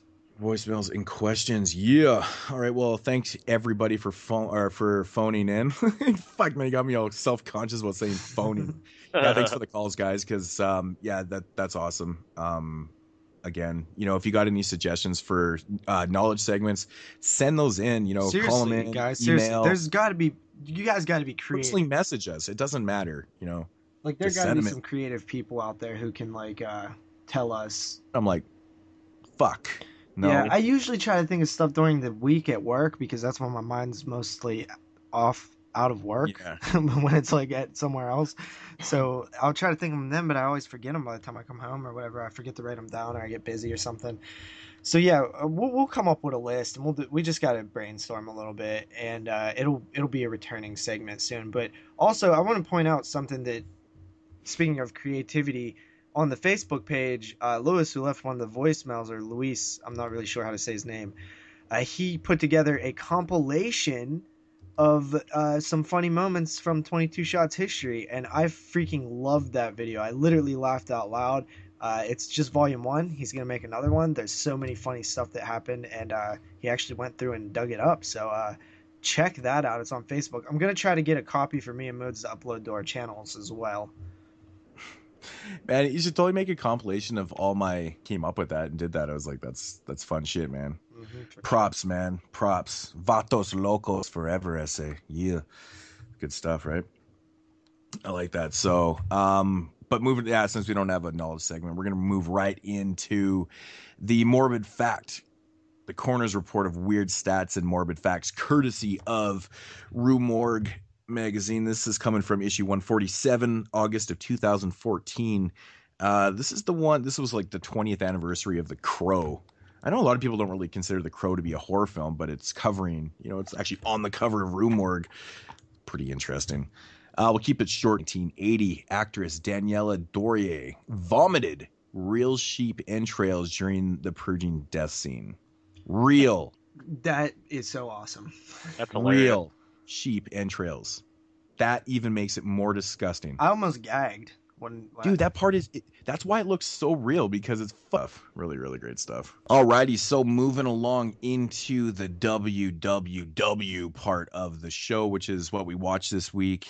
And if you're how about you go first, since you're the guest? Yeah, I will go first. So my first movie that I went ahead and picked, actually 2 of these movies that are on my 3, I have reviewed on Body Bags. But the first one that I watched that I actually enjoyed, I thought was really cool, and I don't even know why I even threw this in and watched it. I think it was just because it was, I got it. It was sent over to me through Wild Eye as a screener to watch and review. It is the Horror Network. It is like an anthology film. It's got like 5 shorts on it. I really liked this movie. Like, I know a lot of people have been wanting to watch this. I think Derek was one. He said he wanted to watch thing, but they are obviously all horror shorts. I gave it an 8.5, I believe, on Body Bags. It was pretty, that are like disturbing movies. It was pretty disturbing for what it was, and it was actually the only short on the film. It was the foreign one, right? It was the foreign one. Yeah, it was the only one that was foreign on the film too, and it was real creepy and just kind of fucked up, but yeah, Horror Network. I would definitely recommend checking this out. It's I noticed that the 4th film as well was higher production quality than all the other shorts. It was like almost like it wasn't like, I mean, it was definitely independent, but it just had a higher production value to it for some reason. I don't know why, but yeah, guys, check it out. Wild Eye, you can pick it up. So. Yeah, the 3rd short, which is the one where the girl gets dropped off on the spot. I thought that one was like crazy, man. Yeah, that was a weird one as well. I would actually like to see it full, and like the 5th one where the dude is like picking up guys and serial killer dude. Yeah, the serial killer one. Really weird. I thought those were actually pretty good. But yeah, I have to agree, man. It was really. Also, I didn't really like that one. I didn't even know. I didn't even know the movie had started yet. I thought that was a preview for like 10 minutes. I was like, when is this movie going to start? Yeah, and then I was like, oh, this is it. Because it was pre-credits. It was, pre-header. And it was so strange. And it was super short, though. It was only like 4 or 5 minutes, though. Exactly. Right. So yeah, I know that was strange because me and Matt were actually talking about that last night, and he's like, "Yeah," he goes, "Oh, I thought there was only 4 shorts," and I'm like, "Actually, no, the one before the credits." I said that's actually considered a short, and he's like, "Oh." I thought it was oddly a preview. I'm watching, and I'm like, okay, this is kind of long for a preview, and then it's like 10 minutes in or however long. It's like it felt like it was forever. I was like, oh, I guess this is the beginning of the movie. What the fuck? Yeah. That's like it's so like odd. It was just strange, but yeah. No, I enjoyed it though. Yeah, really good stuff. Check it out. You said 8.5? I believe I gave it an 8.5 on Body Bags. So was I wrong? Did you listen to it? I did watch your review actually. I believe I gave it 8.5. I can't remember. I mean, that was like a couple of weeks ago, so I can't 100% remember. I'm pretty sure I gave it a high rate. It was like 8.5 or 9. It was up there. So. Yeah. All right. I guess I will go next. And the film artist, he makes these really offensive, obscene comic covers and comic books. They actually relevance. They actually are really creative and funny. Like they kind of do in the opening montage of the film. They show off all the different covers and stuff, and I thought that was really cool. And I did think that they were actually funny. Well, anyway, he offends a Chinatown crime boss by his portrayal in one of his comic books, and the gangster gets really mad, captures Travis, and cuts off his hand. Travis, of course, is an artist, so he kind of needs that hand, and he kind of goes into depression and misery. Then he eventually runs into his old hand again, and it kind of returns from the grave and is bugging him. So this one, to me, I like killer hand movies. First of all, I've only seen kind of forces them to go and get revenge. I like that. Yeah. And the hand's a little pushy. Yeah. Whoa. Oh, little pun there. Damn! Look at that pun action. So, I believe this was filmed in Canada, right? This is a Canadian film. Yeah. Okay.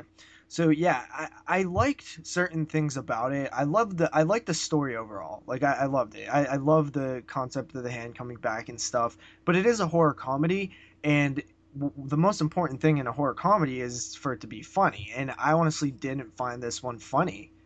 Not very funny at all, honestly. There was some moments like the art that he's doing, and the hand kind of has some funny moments, but there's other moments where I kind of rolled my eyes at it. Overall, I liked the story. I just didn't like the comedy in it, and the comedy is like a huge part of it. Yeah, there are moments where I just like rolled my eyes. I was just like, I don't find that funny. I don't know. You know me though, dude. I'm a tough critic when it comes to comedy. Yeah, you're the fucking toughest man when it comes. Laugh, and I honestly like comedians in general. Like the comedians I find funny.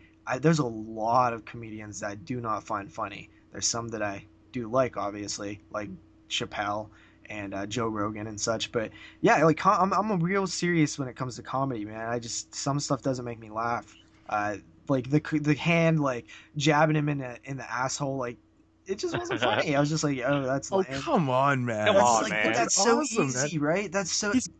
There was certain things that were funny. I don't know. To me, at the end of the day, I thought it was decent. Nothing amazing. Definitely not like horror comedy of the year. But I will say, after I finished it, I did start watching some of the special features. And there's a really cool feature where the director of the film goes to Diabolic DVD in itself. But that was such a cool thing to hear him talk about and hear how Diabolic came about, and what essentially ran out of a basement, which is even more cool because that's like shows that like anybody can do anything. Like all of us fans, like if we really want to do something, you can just kind of do it. And it made me like the film a little bit more when I started hearing the director talk about it, just because he was like a nice guy, and I was like, this guy, I want to root for him. Like I want him to be successful because like he's cool. And that kind of, I wouldn't say it upped my rating, but it definitely made me appreciate the movie a little bit more because at the end of the day, it's still only as good as it was when I watched it. And I'm going to give it a 6.5 out of 10. I have to disagree. Well, I thought it was pretty sure that everybody I've talked to has disagreed with me. So yeah, definitely it is what it is, man. It's, that's how much you liked it. That's what you thought of it. It's, I was a little surprised at how much Jeremy liked the film. Like he is just so fucking inconsistent. It was so strange. Like when he was like dying, and he was like, "Oh man," he was like giving this thing like an 8 or like a 9 or whatever the fuck he gave it. I was just surprised. because it doesn't seem like the type of film that he would be raving about, you know? Yeah. You know, I mean, it probably would have got a perfect 10 if it was a French one. Yeah, right. But there was actually, and I didn't mention this, there was a lot of like social type of commentary in there, like how like the self-awareness of how Canada's perceived, and that stuff is golden to me. Mm-hmm. Yeah, I like the social relevant issues and stuff, and there was just a lot of it going on in there, you know. Yeah. But yeah, I thought it was fun. I really liked the effects in the film too, like the way the hand looked and stuff. I thought the hand looked fucking fantastic. Yeah, I wish I did comment on that because they do like such a great job of making it look, you know, animated without, you know, a CGI'd hand like running around everywhere. Yeah, I thought it was really well done. It surprised the shit out of me how well it was done. Yeah, I've now only seen 2 Killer Hand films. Nice. It's from 2015, and it is the Christmas holiday horror film called Krampus. Yeah, going into this one, you know, I was hearing a lot of buzz, man. Like a lot of buzz. Like a lot of people were saying, you know, this is top 10 contenders, and I was like, awesome. I'm really fucking stoked because honestly, Christmas horror films are like some of my favorite to watch. I absolutely loved them, love them, and so, you know, this one just had a lot of promise considering all the buzz it was getting and stuff. And basically what Krampus is annoying family comes, you know, to stay with his family for the holidays. And his family's really obnoxious and they're just really just pieces of shit. You know, like everyone, he's got these really shitty cousins and stuff. Anyways, they get to him and he starts to lose the Christmas spirit. And what happens is by losing the Christmas spirit, because his shitty family that comes to stay with them, they don't give a shit about Christmas and stuff. They're all down in the dumps and blah, blah, blah. So there's no Christmas spirit at all in this house, really. And what happens is he basically kind of summons up the Christmas devil, which is Krampus. And if you know the legend of Krampus, he punishes people. So that's essentially what the film is. So now my thoughts on this one. You know, honestly, this movie looked spectacular. It looked fucking phenomenal, man. Like, it was really, really good. I thought the casting was decent in it, too. I wasn't 100% sure at first how I was going to like the casting because there's a lot of recognizable faces, but it makes sense for this type of film because it is being, you know, projected in the mainstream. So you got Adam Scott in here. You got David Koechner, whatever his name is. You recognize him from tons of comedies and stuff. And Adam Scott, I always call the poor man, this annoying auntie that's there. And she's played by, she was the nanny on 2.5 Men. If you guys know the show, she was the one that, you know, anyways, that's her anyways. And she was there just for like comic relief. You know, it was just, wow. And that one guy's in everything. That one bald dude, I guess it was her husband. He's like, he was in Waiting. He was like the manager from Waiting. You know what I'm talking about? Yeah. He's in like everything, but I don't know. Mm-hmm. So, and you know, that kind of brings me to my first, but you know, well, first of all, I'll talk about like the look of the film is fantastic. Like it has a really good setup to the film. Visually awesome looking. Like I was amazed at how they made this thing look so Christmassy. Like it had a great Christmas atmosphere look to it. And it was just kind of creepy and stuff. But the thing that was killing the film for me was the overabundance of comedy. You know, it was just, you know, I don't mind a few things here and there. And I like, you know, horror comedies to a certain degree. But this type of film, I felt like it was just, he went the wrong direction, you know, with overusing the comedy because theoretically, you know, Krampus is, you know, it's a Christmas devil. You know, if they had just kept up this really serious tone to the film, I think it would have worked a lot better. They just overdid with the comedy. But, you know, I was getting past that. You know, the comedy, this one scene happens, and it's kind of like that total game changer in the middle of the film where I'm accepting it for what it is. I would have liked it better if the tone was really more dark and just serious. And then there's a scene where one of the cousins gets, you know, something happens to him. That's what I'll leave it at that. And what happens to him and, you know, the effects and things like that, it just fucking threw me for a loop. And I was watching the film with my buddy Dylan, and I guess he even looked over me and was like, what the fuck was that? Right. And then it just kind of plays out like a really well done, this is kind of a weird description, but it's like the movie kind of plays out like a really well done full moon film in a way. There's a lot of things that are happening. Like, you know, you got Krampus and you got like all these like, you know, killer dolls and killer toys and other things that are happening and stuff. And it kind of turns into like a full moon film, but really, really well. Krampus looks fucking awesome. And just, this movie has so many awesome qualities to it, but it was just ruined by not keeping that dark tone to it. which was a shame.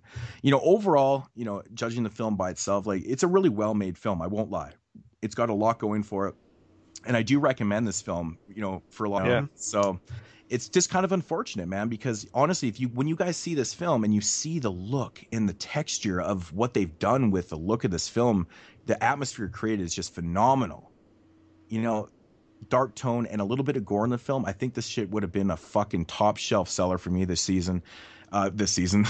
Will ever go down in history as a great, like, Black Christmas or the Silent Night, Deadly Night, or any other thing. I mean, Gremlins is the closest to it, but that's because it's like a kid's movie. It's just like, I love dark Christmas horror. Like, that is my I think that those movies could be so effective. So it is disheartening to hear this review. And jabs and stuff, and it was just nonstop. It was just so consistent that I was going, fuck. I was actually getting annoyed. I'm like, can you keep this dark? It's fucking Krampus, man. Look at the cover. It looks dark. There's a reason. That's what the movie looks like, man. When the daughter, when she's the first one to go outside, there's a part in the film where she goes outside the house because she's looking for her boyfriend and stuff. And basically what's happened is, like, it's kind of gone into this, like, almost like alternate reality, man. Like, there's this huge storm that's happening. It's just such a shame. Especially if you're saying there was, like, mad hints of it, and, like, if you could totally imagine the film being amazing had they just done something different, that's very frustrating. Yeah, man. Like I said, just keep it dark. There's a reason, dude, why Black Christmas is the greatest horror Christmas film of all time. It's a serious, scary horror movie. Exactly. And that's the thing that bugs me about this, is that Krampus, the legend of Krampus is scary. It's dark. Christmas, dude. Exactly. Christmas is supposed to be a time for, being happy and sharing with your families and stuff. And then all of a sudden you got this Krampus character. He's like a devil and he's ruining it. That's scary. That's dark. And the last thing you need is comedy in this bullshit. I'm sorry if I'm offending people that really like this film. Like I said, it's not a terrible film by any means. I'm not saying don't see this film. You might like it a lot more than me and accept the comedy, but I can't get past this one part. And I thought it might even be one of the most ridiculous things I've ever seen, but it just didn't stop. It just didn't stop with what was going on after. And I was just like, my God. And some of the, the toy, the killer toys and puppets and dolls and things that were happening look pretty damn good, man. Not gonna lie, look pretty fucking cool. All right. What is the rating on that one? 6.5 out of 10. All right. It's got a lot of redeemable qualities. It's just, man, I tell you, man, it would have been a high rated film for myself, but I don't know, man. Disappointing. Back to you, definitely Kyle. Not as good as A Christmas Horror Story. I've yet to see that movie. I need to see that. But all right, so my next film is, I don't know if it's considered a horror movie per se, but it does have horror elements and everybody knows about it. It's actually a first time watch for me, which is very odd because normally I would have seen this before I saw the remake of it. But I actually saw the remake first. But this movie is Oldboy. This is the Asian or Korean Oldboy. First time watch. I had never seen Oldboy before the original, surprisingly, which a lot of people have seen this movie. But I went ahead and threw it in. It was actually a long fucking movie. This movie was like 2 hours long, or it was over 2 hours. It was 120 minutes, so yeah, it was pretty long. So what I thought about it, I mean, I think everybody kind of knows what Oldboy's about. I mean, at this point, it's basically like a revenge movie, where a guy's like locked up for like a long period of time in this small little room and has to pretty much figure out, why he's in there. I mean, he's being fed, he's being taken care of, but he has no idea why he's in there. And then pretty much once he gets out of the room, he pretty much goes on basically like a hunt to find out who put him in there and why they did it. This movie was 10 times better than the remake. I mean, to be honest with you, the remake gets a lot of shit, like a ton of shit, but I didn't think the remake was that bad. But I mean, this movie is way better. I mean, it's the same concept, pretty much almost. The remake's almost like for like of this movie. I think the problem with the remake is a lot of people didn't like Josh Brolin being, in it. I mean, I would definitely say if you haven't seen Oldboy or you haven't even seen the remake, I would definitely recommend checking out the Korean version. The main character is actually the bad guy from I Saw the Devil. I don't know if anybody's seen that, but same guy. He's a great Korean actor. But But I mean, I would venture to say, and it's funny because on the front cover it says, "Oldboy arrives with the Quentin Tarantino seal of approval." I think that's kind of funny. It's definitely Quentin Tarantino-ish. I don't know why. I don't know why they would put that on there, but Yeah, I know, right? it's kind of random. But it's like, what like, why would Koreans? Well, if Quentin Tarantino likes it, then it's got to be fucking amazing. Dude, Quentin Tarantino likes all kind of bad movies. Well, Quentin Tarantino, they throw his name on everything nowadays. I mean, he was on. It's definitely one of the better revenge flicks that you could watch. I mean, everybody should. I mean, a lot of people have probably seen this. I haven't, but I honestly can say I've never heard a bad review of it. Yeah, it's. I mean, I know Horrible Reviews actually reviewed it. He gave it a really good rating too. But yeah, check it out, Oldboy, 9 out of 10. I mean, there's really not a whole lot bad about the movie other than the fact that the dubbing. I actually watched it with the dubbing on, and the dubbing is so shitty. It's like I should have. How do you do that to yourself? I don't know. Like, it was already on when I put it in, and I was just like, "Fuck it," and I just like did it, and I was like, "Wow, this is horrible." I always find that funny too when you press play on a movie and it comes up as like a dub. That's what's playing right away, and then you got to change it to like the regular foreign audio. Yeah, like I always find that so weird that it just doesn't play in its native language, and then you could change it to the dub or whatever. Yeah, like what the fuck's up with that? I hate that, man. It actually know. happened to me the other day. I had to do that too, and I was like, why the fuck is this thing dubbed? Like the fuck who like, watches it in dubs? Apparently, fucking Kyle does. Well, honestly, I honestly will tell you, this is the first fucking Asian movie I've ever watched with the dub on, and the only reason I watched. Yeah, dubbing. I mean that's like most dubbing, man. The only time dubbing works for me is if it's in an old Italian film where like dubbing was like the norm. Yeah. The remake before the original. Yeah, that's what I was saying earlier. Is this is one of those movies that I actually have only seen the remake before I've watched the original. Oh, okay, yeah. That's like sacrilegious for J. Miike styled movie. Like I could see Miike doing this fucking movie. Mm-hmm. Like I don't know. Yeah. It has somewhat of his style, a lot of his style in it. Yeah, I agree. But anyway, that's that 9 out of 10. Check it out. All right, cool. So I guess I'm up next, and keeping it in going back to the topic that Moodz was just on, I'm going to talk about a Krampus movie as well. It's not the same one that Moodz talked about, but it is called Krampus, the Christmas Devil, from the year 2013/15.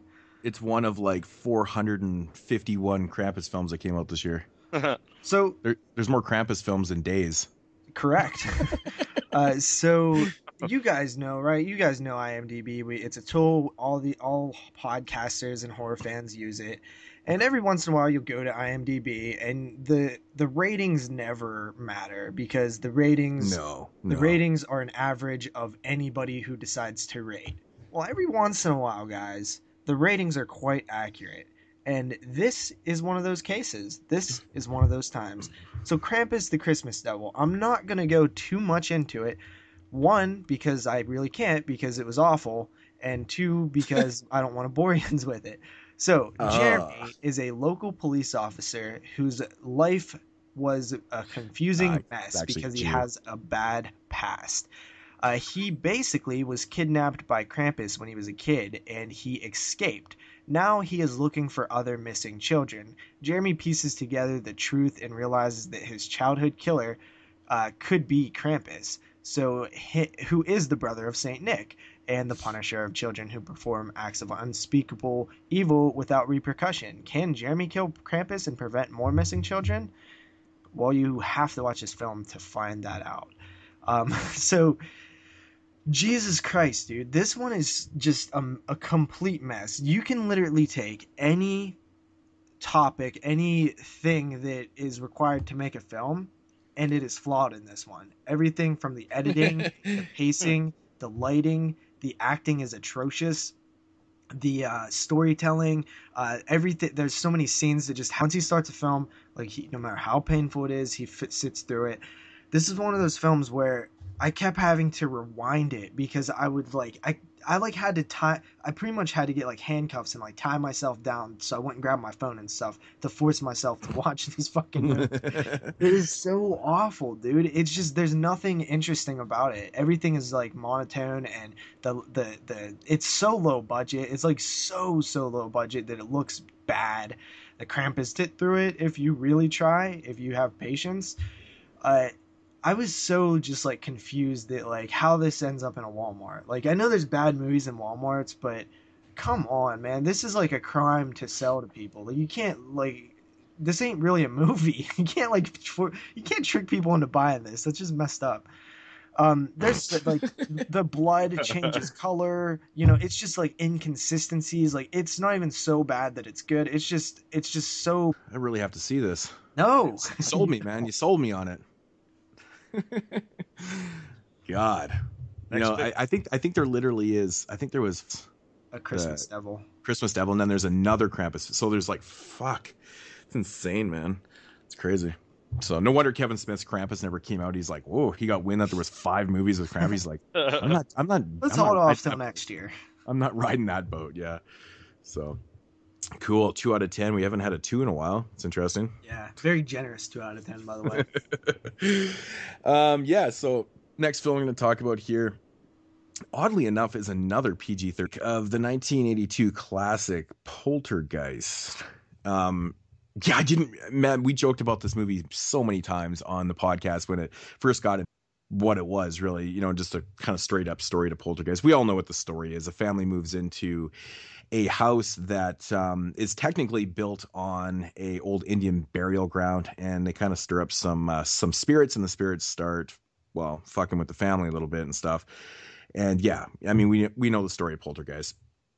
So my thoughts on the remake, it's essentially, you know, a bona fide remake, with the exception of they have this kind of like paranormal TV thing that's in the film and stuff like that. You know, I didn't mind the angle of it. You know, it was okay. At times it felt a little cheesy to me because like reality TV, and that's kind of like what the story is. This guy's like, you know, he's part of this paranormal kind of reality show that he does and stuff. And he goes and investigates these type of cases. And this is like a new kind of gig story for him and stuff. You know, it was okay.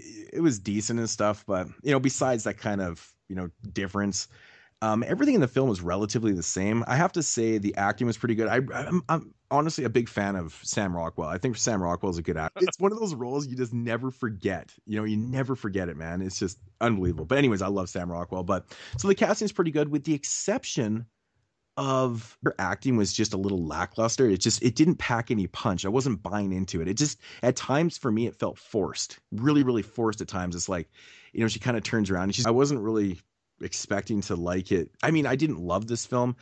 It's not perfect by any means. I think the whole like how they get her out and thing was were surprisingly good. They felt big budget. You know, it felt big budget. So it looked good. It had that feel to it. And it really did stick to the original one, you know, storyline wise, with the exception of the whole reality show thing. I find it kind of, it is what it is, but kind of cool, man. Kind of cool. There's some creepy moments in it too. Really creepy ass clown and shit I thought was really interesting. But otherwise, there's not a whole lot new here. It's it? No. I haven't watched it. Yeah. But now I don't think I'm gonna hate it. I probably will come where you come. Yeah, I'd be surprised. That's what she said. If you want. Okay, that's cool. I pretty much have a pick of the week, but nice. Kyle coming prepared. We'll do it. Do you want me to go ahead? Yeah. All right. So this group, or this family, or let's just say put it like this. It's kind of like a Fallout type movie. But basically, the world, there's an unknown virus going around in the world. Nobody knows what's going on, and then all of a sudden, this town starts getting bombed by the military. This family finds a fallout shelter that's right next to a school. It's basically the school's fallout shelter, and they take refuge in the fallout shelter and basically live there for a year, a little bit over a year. And they're scared to go above ground because go above ground, you know, they are dealing with each other. It's a daughter and the husband and the wife.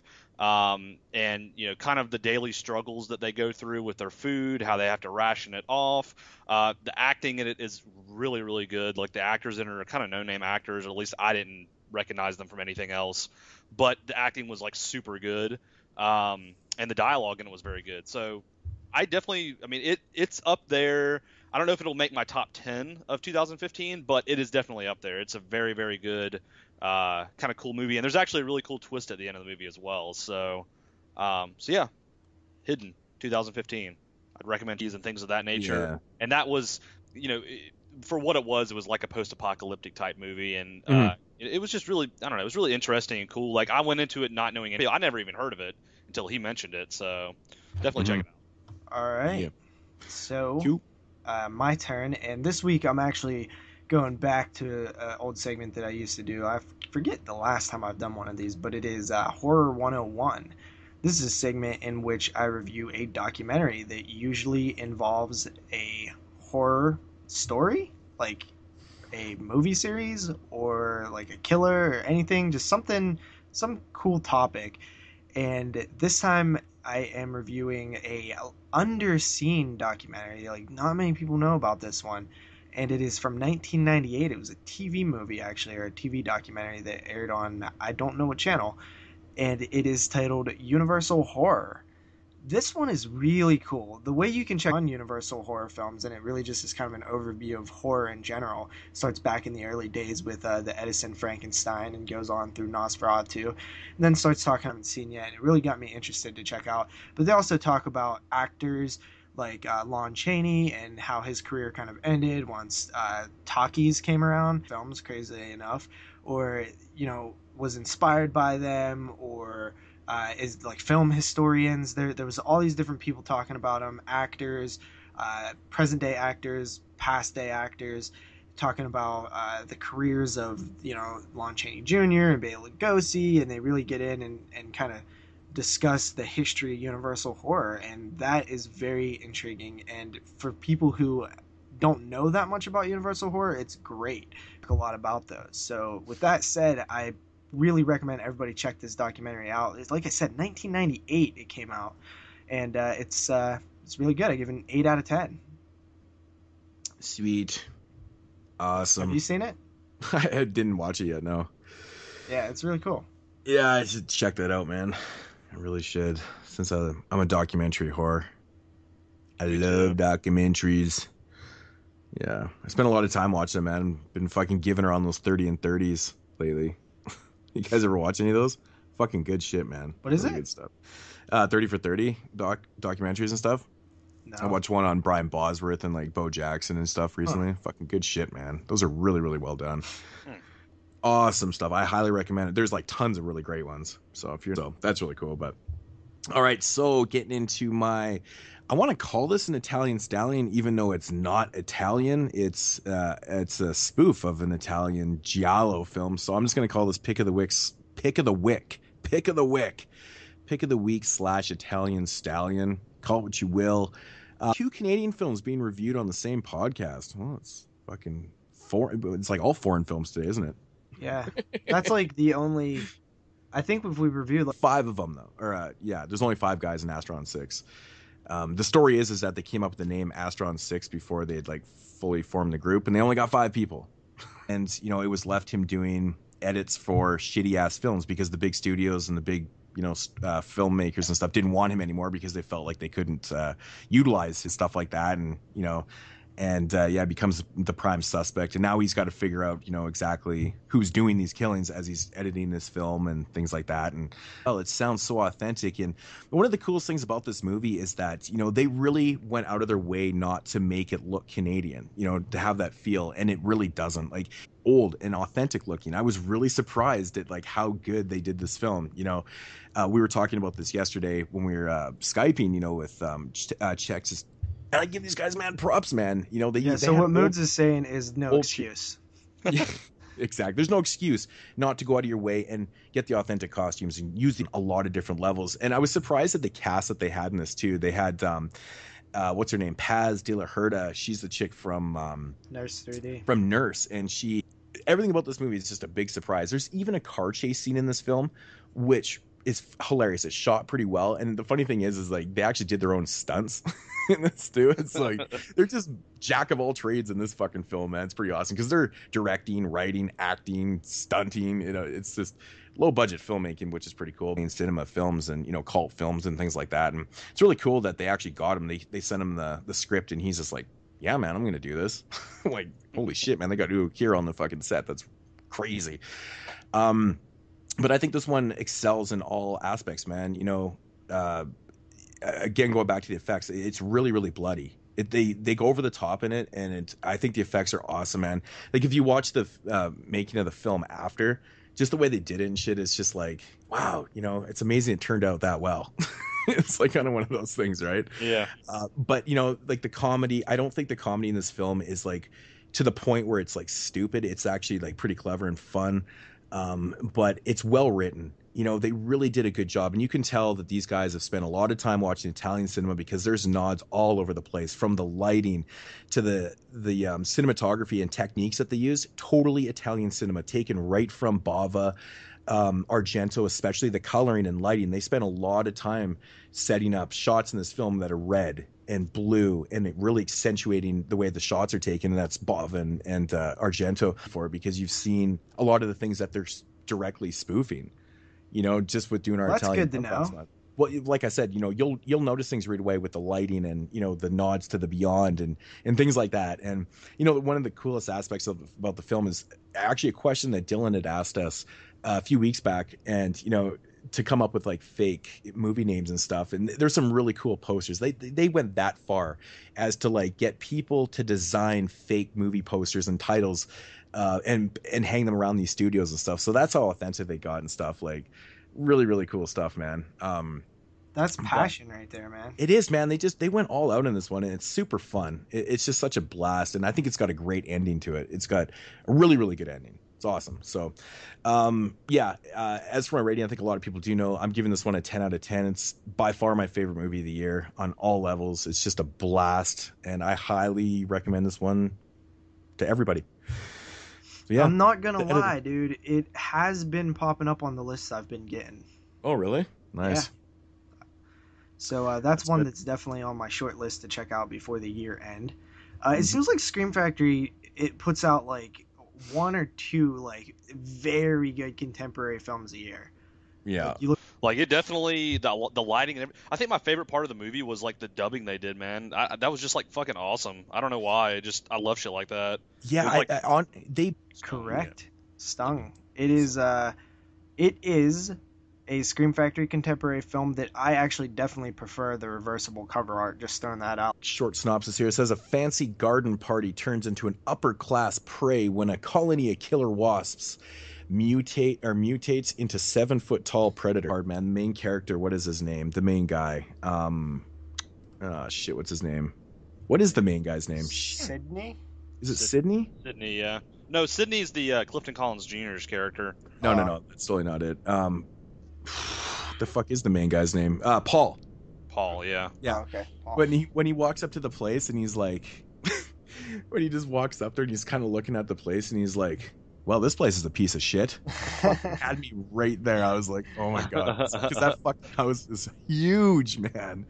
They couldn't have fucking picked a bigger place, man. It was awesome. I just love that line. It was just great. It's great. I think another thing about this film that surprised me is the longevity of Lance Henriksen's character. I was expecting a couple minutes worth. Yeah, for sure. For sure. Kind of interesting. So what are your guys' thoughts on this one? Old, but it's still pretty fun.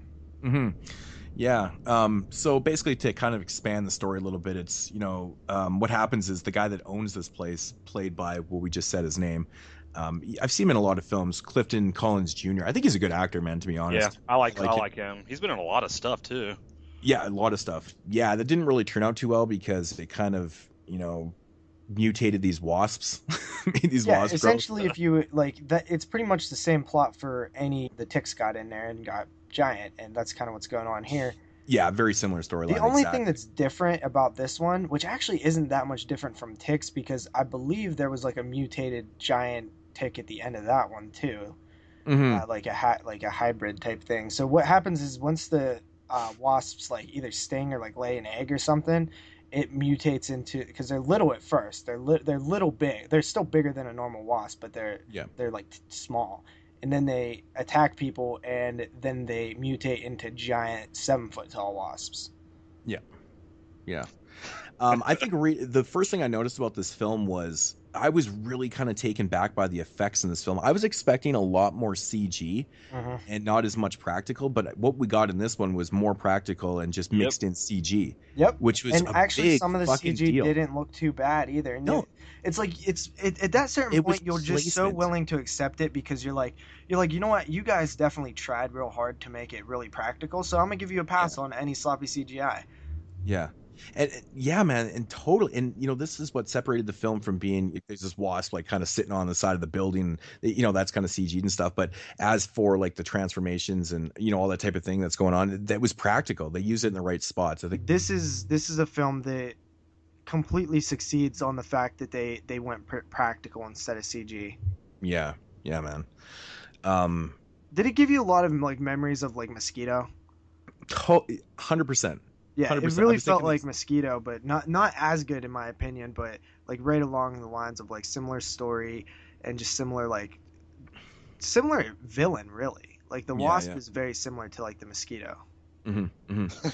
Of course, this one has its moments where like they go to use their cell phones and like, well, of course there's no cell service way out there. Yeah, things like that. I'm just like.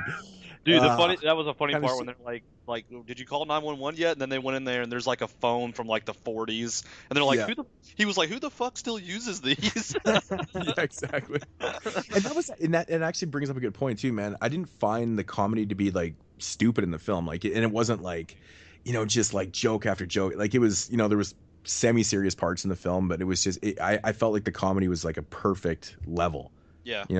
I almost felt like there was a lot of comedy, and then somebody was like, hey, you might want to tone that down a bit, and then the guy just like pulled jokes out of the script. It was weird because it was like, it wasn't like really like, it was like few and far in between, but it almost didn't seem like typically how like you have comedic breaks and stuff. It just seemed like odd placement of when they chose to use comedy.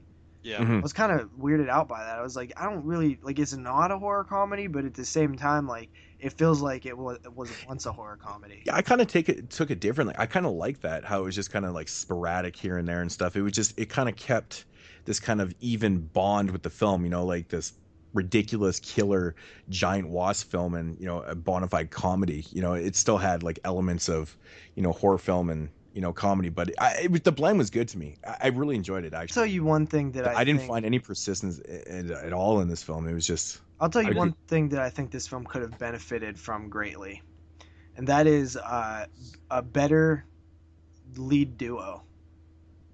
The two lead characters, the girl and the guy. Dude, I actually thought they were really good together. Like, what do you mean? I mean, they're quite obviously, digging each other, but they're not supposed to because they're like on this professional level. Yeah, I just didn't care is the thing. But honestly, I thought they were both good. Like I thought I am a little surprised that Yins both liked it. Yeah, I really didn't have a problem with like any characters in this film. It was weird.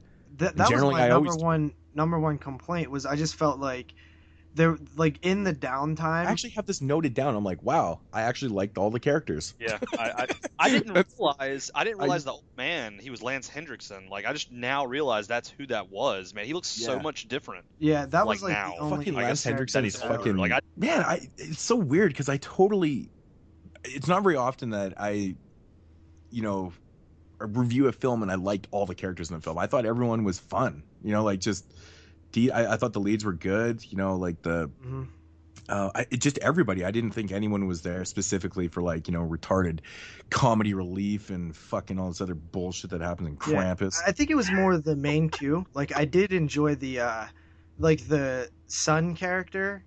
Like he was funny, but the two leads, like I didn't like the guy for one.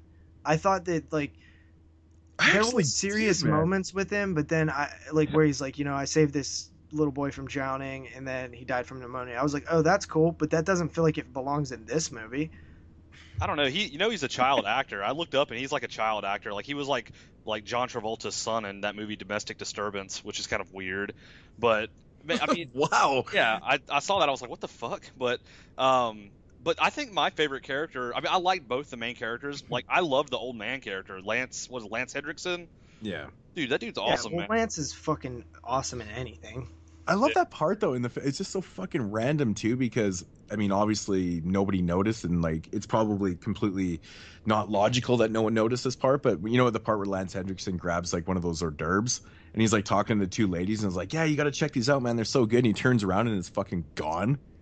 Like this boss just like ate it out of his hand, and like nobody noticed. Oh my god! I actually burst out laughing. So and his reaction was just staring. His facial expression didn't even change. I was like, oh my god, that's so good. Dude, I'll tell you something that I took away from this movie that I really want to try now in real life is the fucking wine opening thing that they did, where they put like the wine. I'd have fucking red wine and chunks in your shoe. It was funny because like me and my buddy watched it. My buddy's like, you know, he was over here, and like that part came on, and me and him were drinking already, and I looked over and I was like, dude, do you know if you could actually do that shit? And he looked at me, he's like, dude, I don't know, but we're gonna try that shit. I was like, all right, dude. The thing is, there's no way, like, corks are hard. Yeah, I mean, but still, though, like, I mean, corks are tough. Yeah, to get out. They're tough for a reason. And that scene as well, in my opinion, in the movie, that was the scene like right after all the bugs came out. That was kind of where the movie took an awkward kind of turn. That was like a weird scene because like it's like all this shit's going on, and then they're like, "Oh, can you open this bottle of wine for me?" Like I felt for a turn.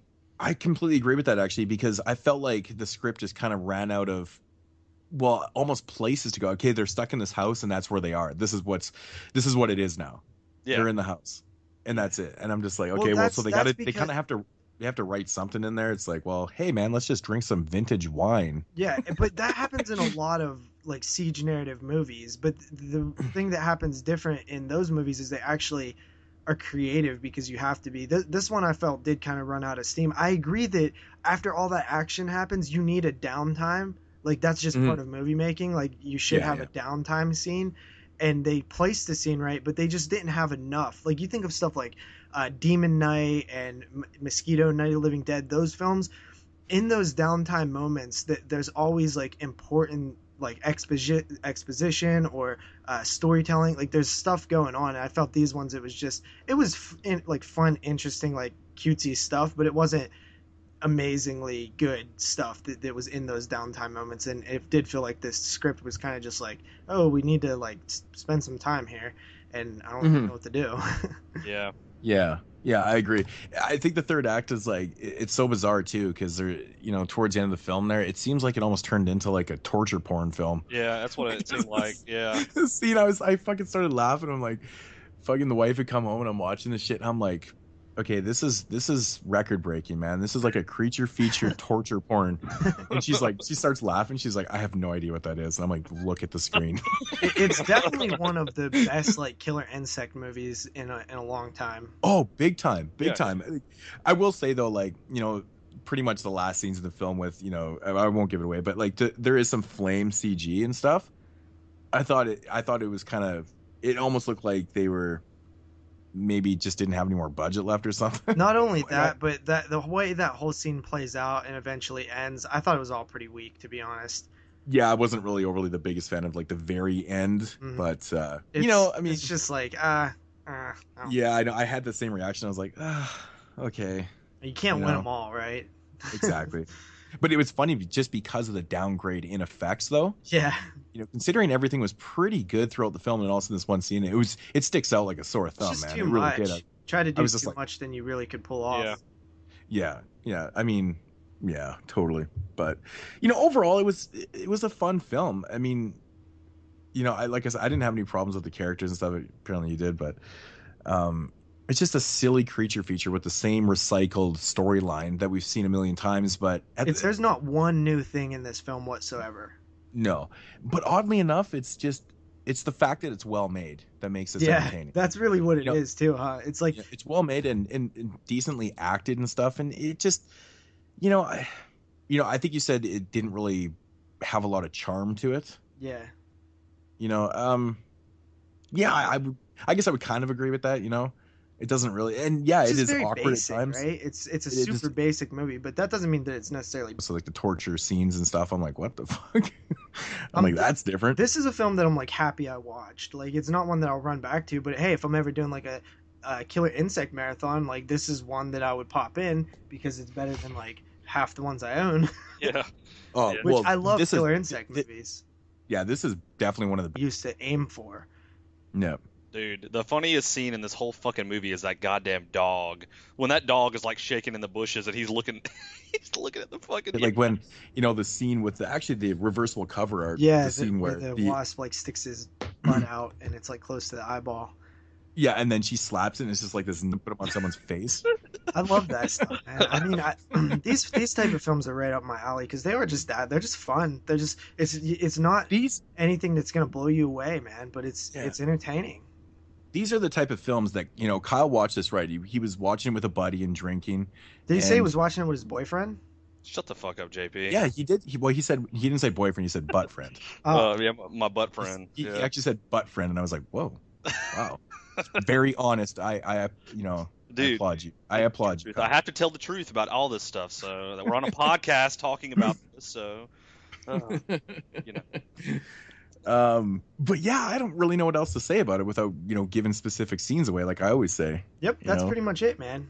I thought the acting was really cool. I mean, I thought the main character and eyes were so beautiful. I'm gonna get real, gushy, mushy, and gross, and kind of gay and stuff. But like honestly, she had awesome eyes, man. Dude, her lips too. God, dude, bro, she was like dude. It was you didn't find her hot? I found her lips hot. Dude, it was funny because she was kissing something. For me personally, she has that like pointed like long chin neck thing that I mean I'm not gonna sit here and bash this girl because obviously she's beautiful, but she's listening right now. Not my type per se.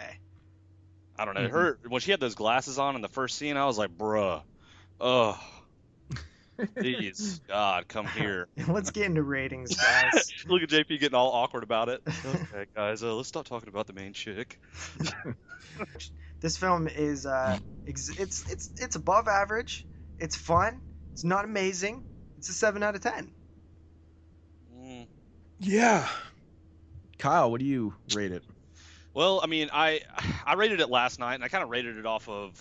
Right after I watched it, I went into it and I really didn't know anything about it. I mean, I'd heard about it, but I didn't know anything, and I just kind of rated it for what it is. I gave it a 6.5 out of 10. I mean, it wasn't anything that was like over the top. I mean, I was originally going to rate it lower than that, but I did enjoy the comedy aspects to it. I actually really like the main character guy a lot because and this sounds weird to say, his type of, I guess, jokes and things of that nature, the things he was saying, as well as him cussing in the movie a lot, I think that made it for me because I just find very crude humor, like very, I don't know, dirty humor hilarious for some reason. But I don't know. That was kind of based off of my rating a little bit. But yeah, 6.5 I felt was kind of perfect for it.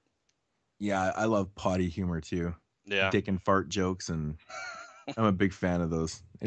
Penis jokes are funny to me. Yeah. I've actually kind of surprised that our ratings are the same, JP, but I'm also going to come in with a 7 out of 10. I don't really have to explain anything more, but I actually knew that's what you was going to rate it.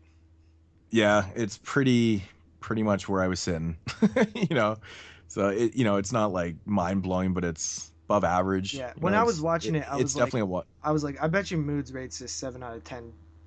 Just like I am going to, and I even thought that I was going to be more critical about the characters. Like I've kind of predicted this entire review going exactly how it went. Really, you expected me to like all the characters in this one? Yeah, wow. Just because I knew that there was just something that I didn't like personally about them. Like I don't think they're necessarily bad. It's just that I didn't like rate about them around the 7 range for sure. Yeah, definitely. This is definitely one that I'll watch again. I'll have some my homemade Dawn of the Red wine, one night and just, you got to drink the fucking good vintage stuff, right? While you watch this one, because they did the film. It makes sense. 1947 or some shit like that. Yeah, exactly. That's just fucking crazy. Yeah. Crazy Overall, shit. I'm pretty happy with it, man. Like that's what you say when those IFCs are hit and miss. Like this is one I'm glad Scream Factory put out. Mm-hmm. Yeah, I agree, man. This one's good.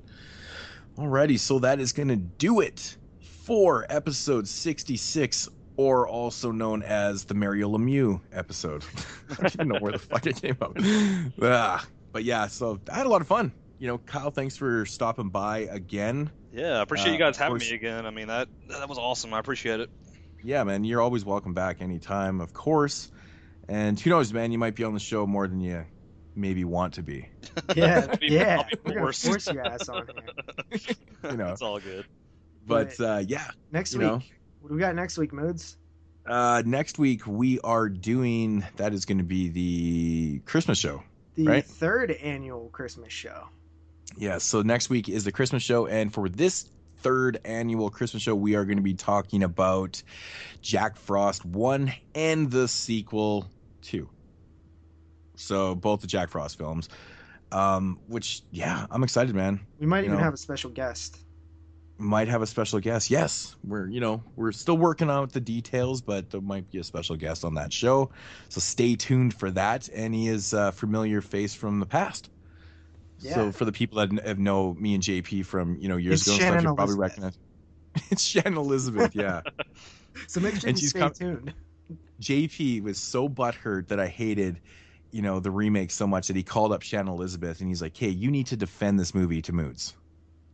That's what's gonna She happen. isn't right? Jack Frost, right? In the first Jack Frost, yeah. Yeah, okay. Because that reference would have been really stupid if she wasn't. it could be completely out of left field. I'm cool with that too. Okay. So Shannon Elizabeth on next episode. Yeah.